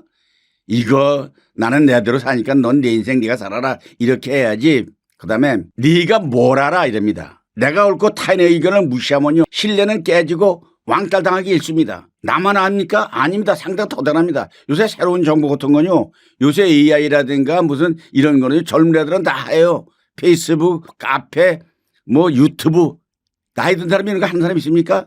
이 옛날 지식 가지고는 살아갈 수가 없습니다. 근데 제일 중요한 건 그때 그냥 참을 걸. 화를 참지 못하고 내뱉은 말은 결국 후회를 남기 때문에 말에 내뱉어 가지고 후회되는 일은 자기 스스로 말로 인해서 상대방과 거리를 둔다는 것. 이걸 명심하기 바랍니다. 가까운 사람일수록 죽을 때까지 숨겨하는 말 있습니다. 제가 생각하기엔요. 뭐 말이라는 건 숨길 필요 있지만은 가장 중요한 게 내가 세 가지를 꼽는다면 첫째는요. 배우자나 가족의 과거의 치명적인 실수나 그 가족의 출생의 비밀 이런 건 말하면 안 됩니다. 뭐 외정 때 일본 정부 때 부역을 했다. 나는 아버지가 의붓아버지다. 우리 엄마는 두 사람이다. 이렇게 자기 출생의 비밀을 얘기하면 솔직한 건 좋습니다. 그러나 지나간 일로 인해서 상처를 받을 필요도 없고 줄 필요도 없습니다. 두 번째요. 친구나 가족이 나에게 했던 험담, 나의 약점, 신체의 비밀 이것은요. 스스로 말하면 오히려 관계만 어색해집니다. 이건 스스로 말할 일이 아닙니다. 남이 험담하는 것은요. 험담은 내가 듣고 나 혼자 속아야 말하지. 그걸 다른 사람한테 옮기면요. 그 험담은 온 동네 퍼져나가게 되거든요. 그 다음에 나의 약점은 누구나 약점이 있습니다. 그 약점은 떠발려서 뭐 하겠습니까? 그 다음에 자기 신체적 비밀은 누구나 다 갖고 있습니다. 뭐 예를 들어 아주 작은 거라도 뭐 나는 뭐 눈이 짝짝이라든가 뭐 여러 가지 뭐 있습니다. 그런데 이걸 스스로 그걸 까발려서 말하면 오히려 어색해진다는 걸 말씀드리겠습니다. 그다음에 아주 조심해야 될 것은 내가 더 잘났다는 부분을 소위 바른 말을 해야 되는 겁니다. 그럼 바른 말입니다. 옳은 말입니다. 틀리지 않습니다. 그런데 상대의 기분을 상하게 하는 말은요. 이게 평생 할 필요도 없고 숨겨야 됩니다. 그러니까 비밀이라는 단어가 존재하는 한 비밀은 지켜져야 하는 것이 원칙입니다. 비밀을 지킬 수 있는 숨겨야 되는 이런 세 가지 원칙을 명심하기 바랍니다. 사람은 생존하려면요. 건강과 경제가 관건입니다. 그러나 그보다 더 소중한 가치는 가족과 자녀 그리고 인간관계입니다. 우리가 나이가 들수록 인간관계가 더 어려지는 이유가 여러 가지가 있습니다. 그중에는 나이가 들면 우선순위가 변화합니다. 젊었을 때는 인간관계가 중요 요소지만은 중년이 되면요. 가족, 직장, 건강이 더 친구들보다 인간관계보다 더 중요해집니다. 자연스럽게 인간관계를 확장하기보다는 유지하거나 오히려 축소하는 것이 그런 경향이 더 많이 생기고 그것이 더 지혜로운 것입니다. 두 번째는요. 새로운 관계를 맺기 어렵습니다. 나이가 들수록 사람들은 기존 관계를 유지하는 데 집중하고 새로운 사람을 만나서 적극적이지 않은 경우가 많습니다. 또한 새로운 마음을 열고 친해지기가 시간이 오래 걸립니다. 이거는 초등학교 동창이라든가 어려서 고향 사람은 금방 어려서부터 잘 이루지만 이제 사귀어가지고 속마음을 털어놓고 친해지기라는 건 매우 어렵고 조심스럽습니다. 그다음에 각자의 인생이 바쁩니다. 젊을 때는 비교적 시간이 많아서 관계를 유지하기 쉽지만은 뭐 밥도 모르고 술도 먹고 하지만 중년이 되면요. 일과 가족이 중요하고 개인적인 문제들로 인해서 인간관계를 위해서 시간을 활용하기가 부족합니다. 중년이 되어서 인간관계가 더 어려운 것 중에 하나는 생각과 가치관의 차이가 납니다. 나이가 들수록 가치관과 신념이 고착되기 때문에 젊어서는 먹고 사는 일이 치우쳐야 참아내지만은 새로운 사람과의 관계에서는 갈등이 생길 수 있는 가능성이 높아집니다. 젊을 때는 유연하게 받아들이는 것들도 나이가 들면 쉽게 받아들이지 못하는 거 허다합니다. 그다음에 이제 이해관계가 개입되는 관계입니다. 직장, 사업, 재정 문제 등에서 얽힌 인간관계는 단순하지 않습니다. 젊었을 때는요 우정이 우선이지만은 중년이 되면서부터 관계는 실리적인 요소가 개입해온 거 많습니다. 뭐가 그 사람한테 나한테 얻을 게 있느냐, 뭐를 줄 게 있느냐 하는 이해관계 따지기 때문에 그렇습니다. 그다음에 자연스럽게 이제 친구가 감소됩니다. 뭐 결혼해서 그렇고 이사해서 그렇고 직장이 변화하고 자연스럽게 기존 친구들은 멀어지는 관계가 많아집니다. 중년 이후에 새로운 친구를 만들기도 어렵습니다. 아까도 말씀드렸지만. 그다음에 이 사람의 인간관계는요. 신뢰와 경험을 통해서 사귀어야 되는데 살아가면서 신뢰가 깨는 경험을 느끼면서 우리가 인간관계에 대한 기대치 낮아지는 경우가 이게 엄청나게 커지고 경계심이 높아집니다. 과거의 배신 경험이 새로운 관계 형성을 어렵게 만듭니다. 근데 그전에 이렇게 해서 사귀었더니 이 친구한테 사기를 당했다. 이 친구한테 이런 말을 들었더니 그게 거짓말이었더라. 그러니까 새로운 사람을 대해도 거의 과거의 경험에 대비하기 때문에 쉽게 접근하지 못한다는 것입니다. 그다음에 이제 더 중요한 것은 에너지가 부족합니다. 젊었을 때는 인간관계 유지하는데요. 감정적으로 신체적으로 에너지가 충분하지만은 중년이 되면서 피로감이 커지고 혼자 있을 시간이 더 필요해지는 경우가 많습니다. 꼭 친구가 있어야 되는 게 아니거든요. 그다음에 관계 단절이 쉬워지는 환경은 과거에는 인간관계 유지에 있어 필수적이지만은 요즘에는 SNS, 스마트폰 등을 통해서 쉽게 단절해도 혼자 생활할 수 있는 유지할 수 있는 그게 있습니다. 이에 따라서 직접적인 만남이 줄어들고 관계가 약해지는 것은 당연한 것이고 오히려 온라인보다는 오프라인을 통해서 만나는 경우가 더 많기 때문에 직접 대하는 친구 관계가 인간관계가 멀어질 수 있습니다. 그다음에 인간관계 허상을 깨달아야 됩니다. 나이가 들면요 진짜 친구와 겉으로 가까운 친구를 구분하게 됩니다. 진짜 친구는 젊을 때는 많은 친구가 중요했습니다. 중요해 되면서 소수의 진정한 관계가 더 중요합니다. 결국 인간관계는 허상을 깨닫고 불필요한 관계를 정리하고 관계망을 좁혀가는 경우가 많습니다. 나이가 들면서요 인간관계는 더 어려워지는 것은 자연스러운 현상이지만은 이를 잘 관리하면 오히려 더 깊고 의미 있는 관계를 유지할 수도 있습니다. 중요한 것은 양보다는 질이라는 것을 기억하고 인간관계를 해주면 좋겠습니다. 이게 상당히 어려운 거죠. 이게 이제 사람을 볼 수 있는 선구안인데요. 제일 조심한 사람이 항상 착한 모습만 나에게 보이려는 사람입니다. 위험합니다. 왜냐하면 누구에게나 친절합니다. 그다음에 좋은 말만 합니다. 본심을 숨깁니다. 모든 사람에게 잘 배우는 사람은 종종 이중적인 모습을 갖기 때문에 이런 사람을 사귀실 가능성이 많습니다. 겉으로는 좋은 사람처럼 행동하지만 뒤에서는 험담하고 이득을 취하려고 합니다. 이런 사람들은요 어느 순간에 전화도 받지 않는 경우를 흔히 보게 됩니다. 경계할 순간은 뭐냐면 남의 비밀을 쉽게 이야기하고 이 얘기는 절대 너한테만 얘기하고 나는 사람한테 일제히 얘기 안 해. 이렇게 말하는 사람이 있다면 그 사람은 그 얘기 다른데 하겠다는 선전포고입니다. 실수를 해도 전혀 화를 내지 않습니다. 이건 무언가 속으로 얻으려고 노력하기 때문에 실수라면 화가 내야 되는데 화를 내지 않습니다. 이런 사람 경계해야 됩니다. 이것이 첫 번째고요. 두 번째는 필요할 때만 연락하는 사람이 있습니다. 왜 그 사람이 위험하냐면요. 평소에는 연락이 없습니다. 그런데 이런 사람들에게 자기가 필요할 때는 아주 가깝게 다가옵니다. 항상 자기 중립적으로 관계를 유지하고 이용 가치가 없으면 스스로 떠나갑니다. 처음엔 좋은 사람처럼 보이지만은 결국엔 이용당하는 느낌을 받게 됩니다. 경계해야 할 순간은 이런 겁니다. 야 오래간만이야 잘 지내? 먼저 연락하지만은 결국 돈을 빌려는 부탁을 할 때 이렇게 접근합니다. 만날 때마다 자기가 과장 얘기를 합니다. 과장에서 얘기합니다. 아들이 뭐 어디 대학을 갔고 어디 취직을 했고 뭐 돈이 어디에 있고 투자했더니 이익이 났고 온통 자기 자랑을 늘어납니다. 그런데 내일에 대해서는 관심 1도 없습니다. 자기 얘기만 합니다. 이 사람은 틀림없이 경계해야 됩니다. 이런 사람은 필요할 때 연락해서 자기 이득을 나에게 취하는 사람인데 이런 사람은 절대 멀어져야 되고 멀리 해야 됩니다. 그다음에 이제 세 번째 멀리해야 느끼는 사람은 누구냐 하면은 피해자로 자기를 포장합니다. 항상 남을 탓합니다. 내가 망한 것은 이번에 돈을 엄청 벌 수 있는데 망한 것은 얻은 놈이 잘못한 것이고 뭐가 잘못된 거고 정부의 제도가 어떻고 피해자로 얘기를 합니다. 어떻게 보면 불쌍해 보입니다. 결국에는 주변 사람들을 조정하려는 경우가 많습니다. 자신의 실수를 합리화하고 남이 조금이라도 실수하면 무차별하게 비난합니다. 경계할 순간이 뭐냐면 내가 너한테 이렇게까지 했는데 너는 나한테 이럴 수 있어? 이렇게 말하는 사람. 문제가 생길 때마다 나는 피해자야 하고 책임을 다른 사람 떠넘기는 사람. 이런 사람은 절대 멀리해야 되고 이런 사람은 절대 사귀어서는 안 된다고 말씀드립니다.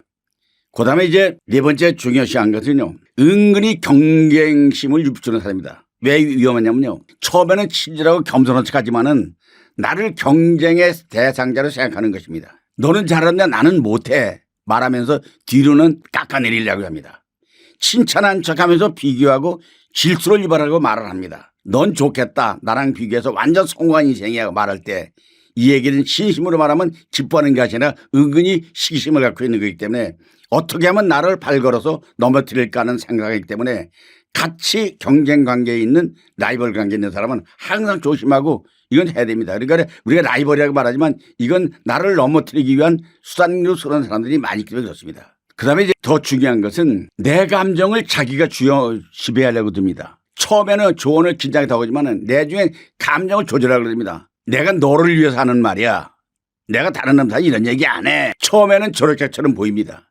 그러나 점점 내 삶을 간섭하려 들고 비판하면서 은근슬쩍 나에게 경계를 풉니다. 내가 나를 선하게 만들었어 하고 말하면 죄책감이 심어질 때 내 의견을 존중하기보다는 자신의 방식대로 따라야 한다는 이런 강요할 때 이 사람은 틀림없이 도움이 되지 않습니다. 이런 특징 가진 사람들을 처음에는 좋은 사람처럼 보이지만은 시간이 지나면 진짜 모습이 드러납니다. 중요한 것은 말이 아니라 행동이랍니다. 행동을 봐야 됩니다. 상대방에게 주는 감정을 살펴봐야 됩니다. 함께 있을 때 편안함보다는 피곤함을 느낀다면 이 사람은 경고 신호가 울리는 것입니다. 있을 때 편안하지 않고 경계심이 생긴다면 그 사람은 멀어져야 될 사람입니다. 자녀뿐이 아니라 모든 사람에게 숨겨야 될 게 많이 있지요. 그런데 특히 자식들에게 이 말을 숨겨야 됩니다. 내가 너 때문에 희생했다는 말입니다. 부모가 희생했다고 말하면 자녀는 부담을 느낍니다. 자식은 부모의 사랑을 피처럼 여기게 되고 죄책감을 갖게 됩니다. 오히려 부모를 피하게 되고 관계가 소원해질 가능성이 높습니다. 대신에 자녀에게 그럴 말이 하고 싶다면 이렇게 말해야 됩니다. 내가 너를 키우는데 정말 힘들기보다는 나는 너와 함께 하는 시간이 진짜 행복해서 부모의 사랑은 희생이 아니라 기쁨으로 전달돼야 됩니다. 네가 있어서 나는 항상 기뻤다. 네가 힘들 때마다 아프다도 건강이 나아지고 이럴 때 내가 기뻤고 너와 같이 있으면 난 늘 기뻤어. 이렇게 해야지 아까 말한 대로 너 때문에 내가 이렇게 됐다든가 너에게 노력해 이런 얘기는 피해야 된다는 겁니다. 그다음에 두 번째는요. 자녀에게 경제적 어려움을 노골적으로 말하는 것. 이거 피해야 됩니다. 경제적으로요. 자녀가 알게 되면 안정감을 잃습니다. 돈 문제는 어른들이 해결 문제지 자녀들이 짊어질 문제가 아니잖아요. 그런데 특히 어린 시절부터 돈 걱정을 자녀 앞에서 하게 되면요. 걔는 위축돼 가지고요. 부모에게 내가 태어나서 우리 집에서 내 약값이 들었다 하면 내가 부모 아버지의 엄마에게 도움이 되지 않는다 생각하고 근데 대신 그럴 경우 이렇게 말해요. 우리 집은 돈이 없어 너를 학원에 못 보내는 건 사실이지만은 우리 조금만 더 절약하면 좋은 기회가 올 거야. 긍정적인 메시지를 내 불필요한 걱정을 심어주지 말아야 됩니다. 이게 자녀가 할 일입니다. 그다음에 특히 이제 자녀들과의 관계일 때 부부싸움이나 부모의 불화 이런 게 있습니다. 누구나 어느 가정에는 있게 말입니다. 이것을 숨겨야 됩니다. 왜냐하면 아이들은 부모의 감정에 크게 영향을 받습니다. 부부 갈등을 자주 보게 되면 아이들의 가정은 불안정한 곳이라고 느끼게 되고 그런 인식을 갖게 하게 되면요. 성인이 되어도 대인관계에서 불신이 많아지고 감정적으로 불안해지는 그런 성격으로 형성되기 때문에 부부싸움이나 가정의 불안은 애들한테 전달할 필요가 없습니다. 대신 이렇게 말해도 됩니다. 싸움하다가 애들한테 만약에 들켰다고 칩니다. 그렇다면 진정하게 어른들은 대화가 필요한 거야.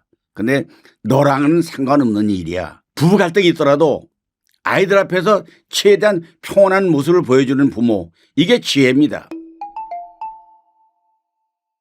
나이가 들어도 가족들의 좋은 관계를 유지하고 노인들은 감사하고 유연한 사고를 갖고 함께 합숙하는 태도. 이 가장 바람직한데요. 가족조차 등 돌리는 노인의 특징이 있습니다. 이거는 내가 보니까요.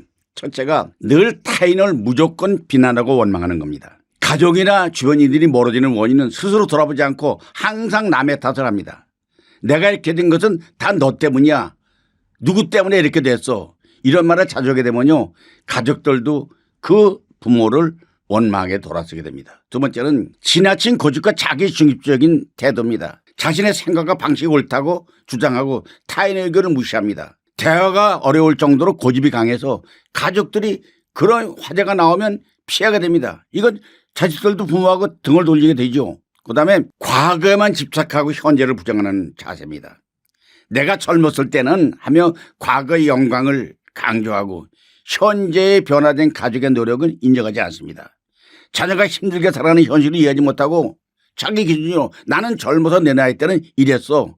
너는 내 나이 때 이랬어. 이렇게 강조하면 과거에 집착해서 자기 자신에 비교하면 야 옆에 집에는 지금 네 나이에 지금 부장이 됐던데 너는 아직도 말단 사오냐? 이렇게 말하면요. 그거는 자녀 입장에서는 도움이 되지 않습니다. 그럼 자녀 어떻게 될까요? 다른 사람은 아버지 나이 때요. 대통령이에요. 아버지 나이도 국회의원 됐어요. 의사예요. 아버지는 한개 이렇게 나오니까 절대로 과거에 드러내 가지고 애들에게 현실을 부정하는 얘기는 피해야 됩니다. 그다음에 무리한 경제적 요구에 집착하는 것입니다. 자녀들에게 지속적으로 금전적인 지원을 요구합니다. 야 이번에 뭐 임플란트 일을 해야 되는데 돈이 얼마가 필요한데 네가 좀 내야. 뭐 병원에 입원해야 되는데 입원비가 얼마가 들었다. 재산 문제가 갈등이 생기기 때문에 이건 돈이 있어야 되겠다. 이것을 결국 남에게 경제적 요구를 하게 되면 형제 자매 간의 불화도 초래할 뿐 아니라 이런 가정 문제의 갈등이 비는 원인은 무리한 경제적인 요구를 할 때 제일 가까이 다가옵니다. 두 번째는 부정적인 말과 불평 불만을 많은 것입니다. 하루 종일 타인의 흉보거나 불만을 쏟아내는데 에너지를 쏟습니다. 처음에는 안타까워 가족들도 점점 동정하지만 내주면 점점 멀어집니다. 그다음에 말할 때 타인의 감정을 전혀 고려하지 않는 겁니다. 자기 생각만 하고 자식들이나 손주들에게 상처 주는 말 소송치 합니다. 넌 그렇게 못났냐? 너 왜 그것도 못해? 넌 왜 그렇게 공부를 하는데도 성적이 안 올라가? 넌 왜 그렇게밖에 안 돼? 이렇게 이런 말을 가족들에게 가슴 아픈 얘기를 하게 되면 이건 가족들은 부모와의 관계를 멀리할 수밖에 없게 되는 거죠. 그다음에 다른 사람의 희생을 당연하게 여기는 겁니다. 자녀가 자신의 노후를 책임지는 건 당연하다고 생각하면 아닙니다. 자녀들이 적은 점심을 한번 사거나 밥을 한번 사면 고맙다고 감사해야 됩니다. 그래 보미는 가족들에게 아무것도 베풀지 않으면서 가족들이 나에게 베풀기를 요구하는 것, 이것은 가족들이 등돌게 하는 원인이야. 대한민국의 노인들은 두 가지 부류가 있습니다. 노후 준비가 잘 되어서 걱정이 없는 계층과 준비가 미흡해서 걱정스러운 사람들로 나눌 수 있습니다. 약 40%는 바로 걱정 느끼는 그분들의 이야기입니다. 한 가지 핵심은요, 노후에는 현금 흐름을 만들어야 됩니다. 노후 준비의 핵심은 일정한 소득이 지속적으로 들어오는 구조를 만드는 것입니다. 은퇴 후에도 안정적인 현금 흐름을 확보하려면 다음과 같은 방법을 고려해야 됩니다. 첫째, 국민연금과 개인연금을 활용해야 됩니다. 국민연금은요, 그걸 극대화해야 돼요. 10년 이상 가입하면 수령이 가능하지만 최소 20, 30년은 납해야 충분한 연금을 받을 수 있지만 그것도 충분하지 않습니다. 그러니까 항상 가입 금액을 높이고 1년만이라도 더 불입해서 평생 연금으로 올라가는 이런 추가 납입도 고려해서 연금을 최대한 극대화하는 게 이게 바른 길입니다. 두 번째는요, 국민연금에 의존하기보다는 개인연금을 하라는 것입니다. 개인연금은요, 국민연금만으로는 누구나 부족합니다. 그러니까 퇴직연금, 그리고 연금저축펀드, 사실 50세 이후에 연금저축은 세액공제 한도가 확대됨으로써 적극 활용해야 됩니다. 노인에게 5천만 원 이상의 은행에 장기 예금을 하면 이자에 대해서 비과세제도가 활용되어 있습니다. 이런 것도 알아가지고 활용해야 되고, 그다음에 노후가 금액이 준비되지 않은 사람 중에 하나는 일하는 노후 준비가 없습니다. 노후에 수입을 만들어야 되는데 수입이 없습니다. 퇴직 후에도 소득이 있는 제2직업을 확보해야 되는데 6세 이후에 할 수 있는 일을 미리 준비해야 됩니다. 예를 들면 6세 이후에 퇴직한다면 뭐 좀 머리에 지식이 있다면 강의를 한다든가 유튜브를 한다거나 뭐 블로그를 한다거나 온라인 사업을 한다거나 아니면 컨설팅 회사를 한다거나 중고 거래를 매매한다든가 배달한다든가 직장에 다닐 때보다는 사이드자 부업을 경험으로 활용해서 이걸 가지고 소득을 활용해야 됩니다. 이걸 못하면요 절대로 경제적으로 여유가 있을 수가 없습니다. 그다음에 투자하는 소득 확보를 해야 됩니다. 주식을 한다고 치면 차익보다는 배당주는 예를 들면 아주 우량주 뭐 기업체 이름은 되지 않겠습니다만은 또박또박 배당금이 나오는 주식. 그다음에 이제 더 좋은 것은 월세 수입이 있는 것, 작은 원룸 하나라도 임대 수입을 만들어 가지고 안정적인 현금이 들어오도록 만들어야 되고, 그다음에 채권 투자는 은행 이자보다 높은 안전한 채권을 투자하는 것도 고려해볼 일입니다. 10일에 내가 아는 사람 하나는요, 육군 사관학과를 나온 육군 대령 출신입니다. 엘리트죠. 근데 젊어서 나왔습니다. 그런데 연금도 대령이면 꽤 많거든요. 그리고 생활도 안정되어 있습니다. 그런데 뭘 하고 있느냐? 개인 택시라고 있습니다. 이거 누가 보면 아이러니 하잖아요. 그런데 내가 본인하고 대화를 해봤습니다. 했더니 뭐라 그러냐면 나이 들어서 먹고 사는 건 연금까지 살고 있는 세상을 살지만은 주머니에 현찰이 없으니까 손자가 와도 내 돈으로 용돈 탁 줄 수 있고 친구들만 밥할 수 있고 그다음에 사회활동하는데 취미활동하고 있는 건 이것은 내가 수입이 있어야 되겠다. 그래서 나는 그냥 개인 택시 해가지고 내 용돈 쓰는 거기 때문에 아주 즐겁습니다. 이게 바로 현금의 흐름을 자기 수입을 갖고 오는 이렇기 때문에 노후에 대한 문제는 이런 것을 대비해라는 것입니다. 그다음에 이제 노후 생활비가 적지 않은 금액인데 어떻게 준비해야 되느냐. 이건 매우 중요한 건 얘기입니다. 이건 기억하세요. 지출을 현명하게 줄이기입니다. 고정비를 줄여야 됩니다. 고정적 나가는 거. 큰 집에 살면 관리비, 운영비 많이 들어갑니다. 그런데 작은 집으로 옮겨서 다운사이징 하는 것. 불필요한 보험, 쓰지도 않은 보험 같은 거. 이거 보험금만 내지 말고 점검해서 해지할 건 해지하고 꼭 필요한 보험만 유지하고 소비 습관을 절제하는 연습이 필요한 겁니다. 항상 외식보다는 외식을 하더라도 영양가 있고 그다음에 가성비 높은 음식을 찾아 먹는다든가 작은 돈으로도 배불리 먹을 수 있는 식당을 확보한다든가 이런 것이 고정비를 줄이는 노력을 해 나가야 됩니다. 그다음에 나이 들어서 제일 많이 나가는 지출이 의료비거든요. 의료비는 보통 자기 수입의 나이 들면은 10%내지 15%가 의료비로 나간다는 겁니다. 만약에 큰 병 걸려서 대수술하게 되면요. 왕창 한쪽이 무너지잖아요. 그렇기 때문에 가장 큰 지출을 막는 길은 미리미리 건강관리를 하는 겁니다. 그래서 병원비 부담을 줄이고 경제적으로 큰 도움이 되는 것. 이것이 두 번째 의료비를 줄이는 비용을 줄이는 것이고요. 그다음에 지혜로운 노년은요. 절대로 은퇴 후에도 돌아오는 돈을 확보하는 것은 국민연금, 개인연금, 일하는 노후, 투자 수익 조합하면 모두 가능합니다. 그런데 이걸 미리미리 준비하지 않고 부자 노후를 만들지 못하고 비참한 노후가 되면 갈리게 됩니다. 지금 가장 먼저 할 일은 뭐냐면 국민연금의 가입 내용을 확인해 보세요. 연금저축은 얼마가 되는지, 퇴직연금은 어떻게 되는지, 노후에 필요한 월수입을 계산해 보세요. 지금 내가 추가로 연금 말고 소득을 만들 수 있는 방법이 없는지 꼭 이것을 생각해서 해 나가야지. 그게 뭐 예를 들면 요즘 이제 동사무소에서 노인들에게 일자리 준다고 하는 이제 잡초보 제거하고 벽보 떼고 뭐 이런 데 용돈 주는 게 좀 있습니다. 그런 제도. 그것도 미리 좀 알아봐야 될 것이고 그런 게 또 피하지 말고 수입을 찾는 게 지혜로운 거죠. 그다음에 이런 것들이 모두가 우리가 해야 될 일이라고 저는 생각을 합니다. 사실 이 전원 생활이라는 게 우리 모든 사람들의 로망입니다. 별장 같은 거 하나 가는 게 세컨하우스 하나 가는. 그다음에 이제 나이 든 사람이 로맨스 그레이 뭐 이성 친구를 갖는 것. 이거 다 로망입니다. 그러나 이런 말 있지 않습니까? 별장과 애인은 갖는 날부터 골치 아프다는 겁니다. 생활이 보통 불편하지 않아요. 전원주택은요. 차가 없으면 생존할 수가 없습니다. 왜냐하면 도시에선 당연히 있는 마트, 병원, 은행, 식당이 농촌에 가면 멀리 있습니다. 작은 물건 하나 사더라도 차로 20-30분 이동해야 됩니다. 대중교통이 부족해서 차 없이는 생활이 불가능합니다. 겨울철에 눈이 많이 오면 집 밖으로 나가기도 어렵습니다. 노후에는 자동차 운전도 어렵지 않습니까? 현실을 조언한다면 마을 중심지에서 먼 곳은 피해야 됩니다. 최소한 병원, 대형마트, 은행이 20분 거리 내에 있는 곳을 선택해야 됩니다. 주택관리비가 생각보다 많이 들 때문에 그렇습니다. 그다음에 이제 전원주택은요. 유지비가 만만치 않습니다. 전기료, 그다음에 기름, 관리비 폭탄을 받습니다. 도시보다 난방비, 전기료, 수도세가 훨씬 비쌉니다. 기름 보일러, LPG 가스 사용 시에 난방비 폭탄을 맞기 쉽습니다. 겨울철에는 최소한도 주택을 유지하려면 월 50만 원에서 100만 원은 각오해야 됩니다. 직접 나무를 패서 난방하는 경우도 있지만은 나이가 들면 그것도 힘든 일이지요. 마당 관리, 눈 치우기, 벌레, 쥐 이런 게 신경 쓸 일이 한둘이 아닙니다. 그래서 조언한다면 에너지열이 높은 집을 해야 되는데 단열재 태양광들을 설치한다든가 관리비에 마당이 넓은 것을 피해야 됩니다. 그다음에 이제 이웃이 없어 외롭고 불안합니다. 치안과 응급사항이 나오면요 도울 사항이 없습니다. 시골 생활에 한적한 거지만은 한적해서 무서울 때가 많습니다. 밤에는 가로등이 거의 없으니까 깜깜합니다. 응급실이 발생해도 119를 불러도 시간이 오래 걸립니다. 주변에 사람이 없으니까 강도 빈집털이가 들어오더라도 막을 길이 없습니다. 걱정입니다.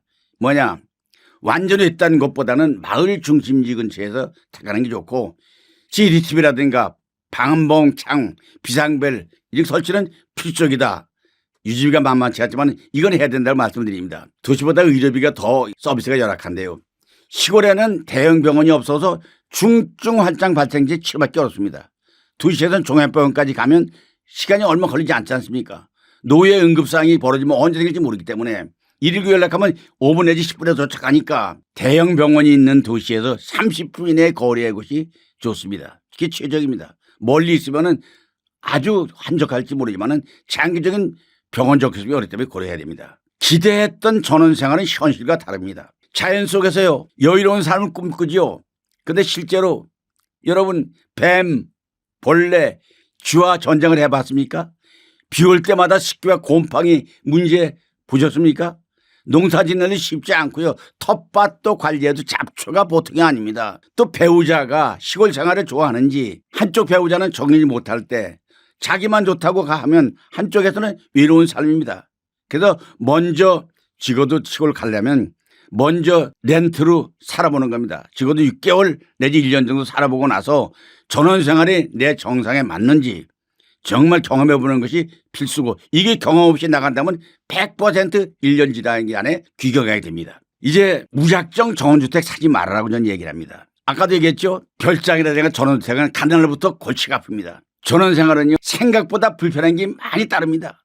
마트, 병원, 교통, 기본적인 생활이 재테크가 필수입니다. 장기적인 거주, 단기 렌트를 먼저 살아보는 것은 정말 답입니다. 근데 노후에 절대 이런 집은 사지 마세요. 너무 깊은 산속, 외딴 마을의 집, 단열이 안 돼서 겨울에 난방이 폭탄 맞는 집, 관리할 마당이 넓어서 손이 많이 가는 넓은 집, 응급실까지 1시간 이상 걸리는 그런 곳, 전원생활의 로망이 현실이 되려면 철저한 준비를 하지 않으면 이건 마지막 인생을 망칠 수 있다는 걸 내가 분명히 말씀드리겠습니다. 외모 관리는 필수입니다. 자기 관리의 상징이죠. 외모가 건강한 인상을 줘야 됩니다. 깔끔한 외모, 단정한 옷차림, 이건 스스로 건강하고 활력 있는 사람으로 인상을 주게 됩니다. 외모에 신경을 쓰지 않으면 나도 모르게 나는 늙었어 하는 생각을 잘 잡습니다. 외모에 가꾸는 것만으로도 전국 긍정적인 에너지를 유지할 수 있습니다. 그러니까 항상 머리카락, 피부, 체형 관리 신경 써야 됩니다. 자세 같은 거 잘 거울을 보고 연습해야 되고 얼굴만 봐도 이게 잘 사는 사람과 힘들어 보이는 사람이 표가 납니다. 그게 자기 자신의 얼굴을 어떻게 잘 사는 사람으로 할 수 있을까? 이건 연구해야 되고 외모를 다뤄야 될 일입니다. 그다음에 이제 깔끔한 옷차림인데요. 타인과의 관계에서는요 옷이 날개라 그러잖아요. 나이가 들수록 태도가 달라질 수 있습니다. 허름한 차림으로 사회적으로 나가면 무시당하나 외톨이가 되기 딱입니다. 가급적이면 깔끔하고 세련된 스타일을 유지하는 사람들이 남에게 좋은 인상을 줍니다. 나일수록 깔끔한 옷을 입지 않은 것입니다. 어두운 색만 입으면 더 늙어 보입니다. 구겨진 옷, 낡은 신발 피하고 단정하고 세련된 스타일을 유지하는 것, 이것이 노년의 삶의 지혜입니다. 이거 못하면요 외모에 신경을 쓰지 않는 사람은요 그건 삶 자체를 포기하는 것 마찬가지입니다. 외모에 신경을 쓰면 더 자신이 생깁니다. 외모를 가끔은 자연스럽게 자기 자신이 긍정적으로 바라보게 됩니다. 거울을 보면서 아 나는 아직 괜찮다. 나 참 잘생겼어. 스스로 얼굴을 보면서 자기 암시를 주는 것. 거울을 보면서 여러분 어떻게 보세요? 보면서 아 난 멋지다. 난 잘생겼어. 나는 진짜 내 코가 멋져. 내 눈은 이게 100만불짜리야. 내 모습이 얼마나 좋아. 소위 피부 관리, 헤어스타일링, 그다음에 체형 관리 신경 쓰는 거. 그다음에 자주 웃고 긍정적인 표정을 유지하는 것. 이게 젊어 보이는 길이기 때문에 이것은 어느 것보다 중요하기 때문에 이것은 돈 안 들고 노력으로 가능한 거기 때문에 이것을 해야 된다고 저는 얘기를 합니다. 사실 옷차림이 곧 경제력과 사회적 지위를 보여줍니다. 나이가 들수록 경제적으로 안정된 사람과 그렇지 않은 사람이 외모에 차이가 납니다. 같은 나이라도 어떤 옷을 입고 어떻게 꾸미냐에 따라서 대우가 달라집니다. 옷을 잘 입는 사람은요 자신을 존중하는 사람을 보이기 때문에 상대방도 그렇게 대우해 줍니다.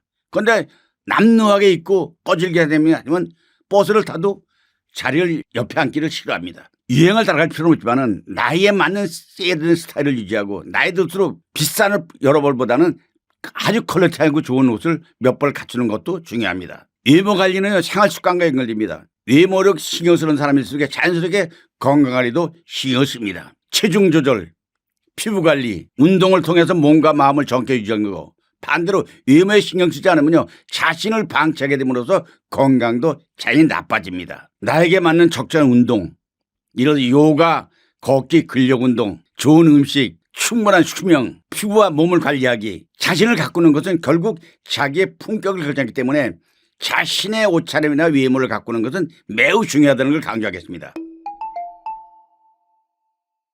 뭐 취미는 각자마다 다 다르겠지만은 이 보통 사람의 경우에 지난번에 어느 모임에서 75세 된 사람들이 모이는 자리가 있었습니다. 거기에 서울대학교에서 퇴직한 명예교수분이 와서 1시간 특강을 했습니다. 내가 들었거든요. 근데 그분 얘기를 들어보니까 가장 좋은 나이 든 사람의 취미는 걷기더라고요. 그다음에 두 번째가 여행이에요. 가장 쉽고 오래 할 수 있는 취미. 걷기는 돈이 거의 들지 않으면서 건강과 행복을 동시에 잡을 수 있는 최고의 취미입니다. 산책을 하면서 자연을 즐기고 가볍게 여행을 다니면서 몸도 건강해지고 기분도 좋아진다. 도보 여행은 특히 은퇴 후에 몸과 마음을 정확히 유지하는 최고의 활동이다. 그래서 가장 좋은 취미 1위는 걷기와 여행이라고 말씀드리겠습니다. 적어도 제가 추천하는 것은 하루에 30분 이상 걷기, 뭐 아니면 가까운 비가 오는 날이라든가 추운 바람 부는 날 같으면 동네 뭐 요즘 헬스클럽이라든가 운동기구 많이 있지 않습니까? 러닝머신을 탄다거나 가볍게 다닐 수 있는 궁행 여행, 하루 1일 여행 같은 건 많은 돈 안 들여도 다닐 수 있더라고요.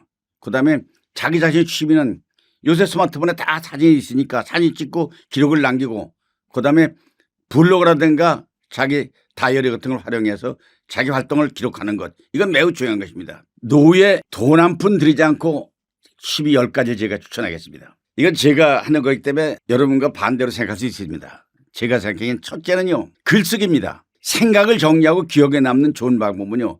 글쓰기, 일기쓰기입니다. 자기의 기록을 하는 거죠.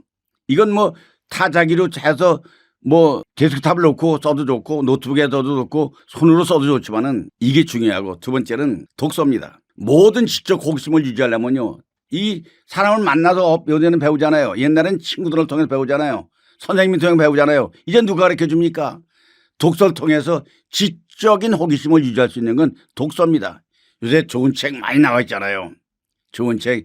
요새 더군다나 이 종이책이 아니더라도 많이 있습니다. 그다음에 이제 세 번째는요. 공원을 정기적으로 산책하는 겁니다. 요즘 지방자치단체에서요. 어디든지 걷기 하는 코스라든가 또는 뭐 이런 게 많이 있습니다. 공원 산책하는 건요. 건강도 좋고 돈이 전혀 들지 않습니다. 공원 걸리다가 힘들면 벤치에 앉아서 하늘에 흘러가는 흰공을 바라보면서 고향을 생각하는 것도 좋고 공원을 산책하다 보면 여러 가지 생각이 납니다. 추억도 떠오르고 희망도 떠오르고 미래도 그려집니다. 공원 산책. 그다음에 이제 네 번째 돈 안 들이는 봉사활동하는 겁니다. 남을 도와주는 일, 돈 대가를 받지 않고 남을 도와주는 보람 있는 일. 이게 봉사입니다. 봉사활동이죠. 봉사활동에 여러 가지가 있겠지만은 의미는 요새 봉사활동은 구청이나 군청이나 동사무소 가면요. 봉사활동하는 그런 등록을 하게 되어 있습니다. 그러니까 자기 능력에 맞는 봉사, 예를 들면 뭐 노인을 돌보는 일이라든가 뭐 복지관에 가서 뭐 이렇게 뭐 청소를 한다거나 얼마든지 봉사활동 맞습니다. 그다음에 다섯 번째는 돈 하나 들고 쓰는 건 집에서 스트레칭입니다. 요가, 라인 댄스 클럽에 가입하는 것. 건강 유지의 최고지요. 사실 건강을 위해서 노력하지 않고 건강을 하길 바란다는 건 물 마시지 않고 그냥 목마름을 해결하는 것 똑같죠. 목마름은 컵에 물을 담아가지고 마셔야 되죠. 그러니까 집에서 건강을 위해서 노력하는 것. 건강 유지가 최고입니다. 세 번째는 가벼운 텃밭 가꾸는 일 같은 거. 이건 텃밭이 어디 있냐고요? 베란다에 요새 화초 가꾸는 것도 베란다에 고추를 심어서 따먹는 사람도 있고요. 베란다에 파를 가꾸는 사람도 있고 소소한 행복을 줍니다. 그다음에 온라인 강의를 듣는 것입니다. 요새 유튜브라든가 무료 강좌 활동이 너무 많습니다. 유튜브에서도 무료 강좌가 많습니다. 새로운 배움을 하는 거죠. 이것도 온라인 강의 듣는 거기 때문에 매우 좋은 것이고요. 여덟 번째는 무료 음악 감상입니다. 그다음에 노래 부르기입니다. 노래 배우는 데 가서 같이 불러도 좋지만은 아니면은 요새 스마트폰을 통해서도 노래 얼마나 나옵니다. 같이 따라 부르고 배우고 감상하고 하는 게 얼마나 좋은 일인지 모릅니다. 이것은 돈 들지 않는 거니까. 그다음에 이제 내가 아까도 잠깐 얘기했습니다만은 사진 찍기입니다. 이 스마트폰의 카메라가 엄청 화질이 좋습니다. 이거 가지고 얼마지 동영상도 찍을 수 있고 뭐 하늘에 구름을 찍을 수 있고 자동차도 찍을 수 있고 그래서 SNS에 기록을 남기면요 저축해서 추억이 차곡차곡 쌓이는 거죠. 이 새로운 즐거움입니다. 그다음에 친구들과 정기적인 모임을 가지기 다짐입니다. 사회적 관계를 유지하는 것은요. 요새 보면요. 직장 생활할 때 사귀던 사람들은 직장 퇴직하고 나면 별로 모이지 않게 됩니다. 그 동창회도 가보면 동창회 몇 번 가보면 그다음에 똑같은 날만 하게 되잖아요. 그런데 친구들과 가까운 모임을 갖는 것. 사회적 관계를 유지하는 것. 그러니까 취미가 같은 사람들, 같은 연애 또래끼리 만나서 가벼운 식사, 가성비 좋은 식사, 10,000원 내외에서 점심을 먹을 수 있는 거. 지금 날짜 정해놓고 일주일 매주 월요일 날 만나든가 한 달에 뭐 첫째 월요일 날 만나든가 해서 만나 얘기하면 그동안에 밀린 얘기, 하소연, 사실 나이들 뭐요 하고 싶은 말을 하지 못하잖아요. 들어주는 사람식 때문에. 그러면 며느리와의 갈등 얘기도 하고 부부싸움 하면서 뭐 혼난 얘기도 할 수 있고 그다음에 친구들에게 당한 얘기도 할 수 있고 대화를 할 수 있는 모임 이런 것이 필요하다는 거예요. 이게 사회적 관계 유지인 거죠. 그러니까 혼자서도 즐길 수 있는 것, 몸과 정신이 건강을 동작할 수 있는 것. 이게 매우 중요하다고 말씀드립니다.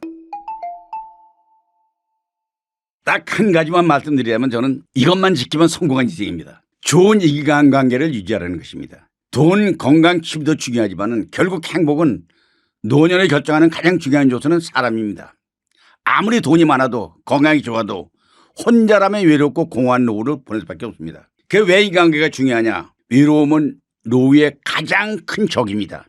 좋은 사람들과 함께하면서 삶이 더욱 행복해집니다. 도움이 필요할 때 서로 의지할 수 있는 마음이 울적할 때 호소할 수 있는 한밤중에도 생각나면 전화할 수 있는 그런 친구 적어도 한두 사람이 있어야 되지 않겠습니까? 이것이 가장 좋은 하나의 행복이라고 생각합니다. 우리가 노후를 위한 인간관계 유지법은 뭐냐면 꾸준히 연락하는 겁니다. 자녀, 손주와도 친밀한 관계를 유지하려면요. 꾸준히 연락합니다. 전화 올 때를 기다리면 안 옵니다.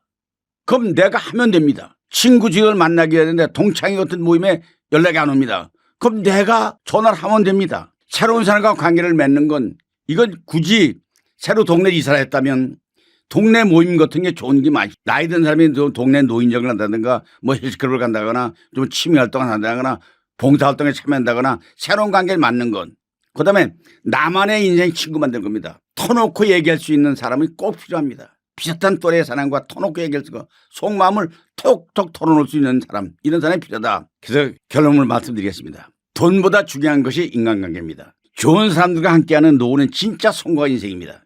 내 주변에 언제든지 함께할 사람이 있는가? 이 질문에 있으라고 답할 수 없다면 여러분은 오늘 다시 생각하고 이 질문에 있으라고 답할 수 있다면 당신은 이미 성공한 인생을 살고 있는 것입니다. 우리 건강한 인간관계 가지면서 노후에 행복한 사람을 하길 바라면서 우리 뷰티풀 구독자 여러분께 함께해서 반갑습니다. 감사합니다.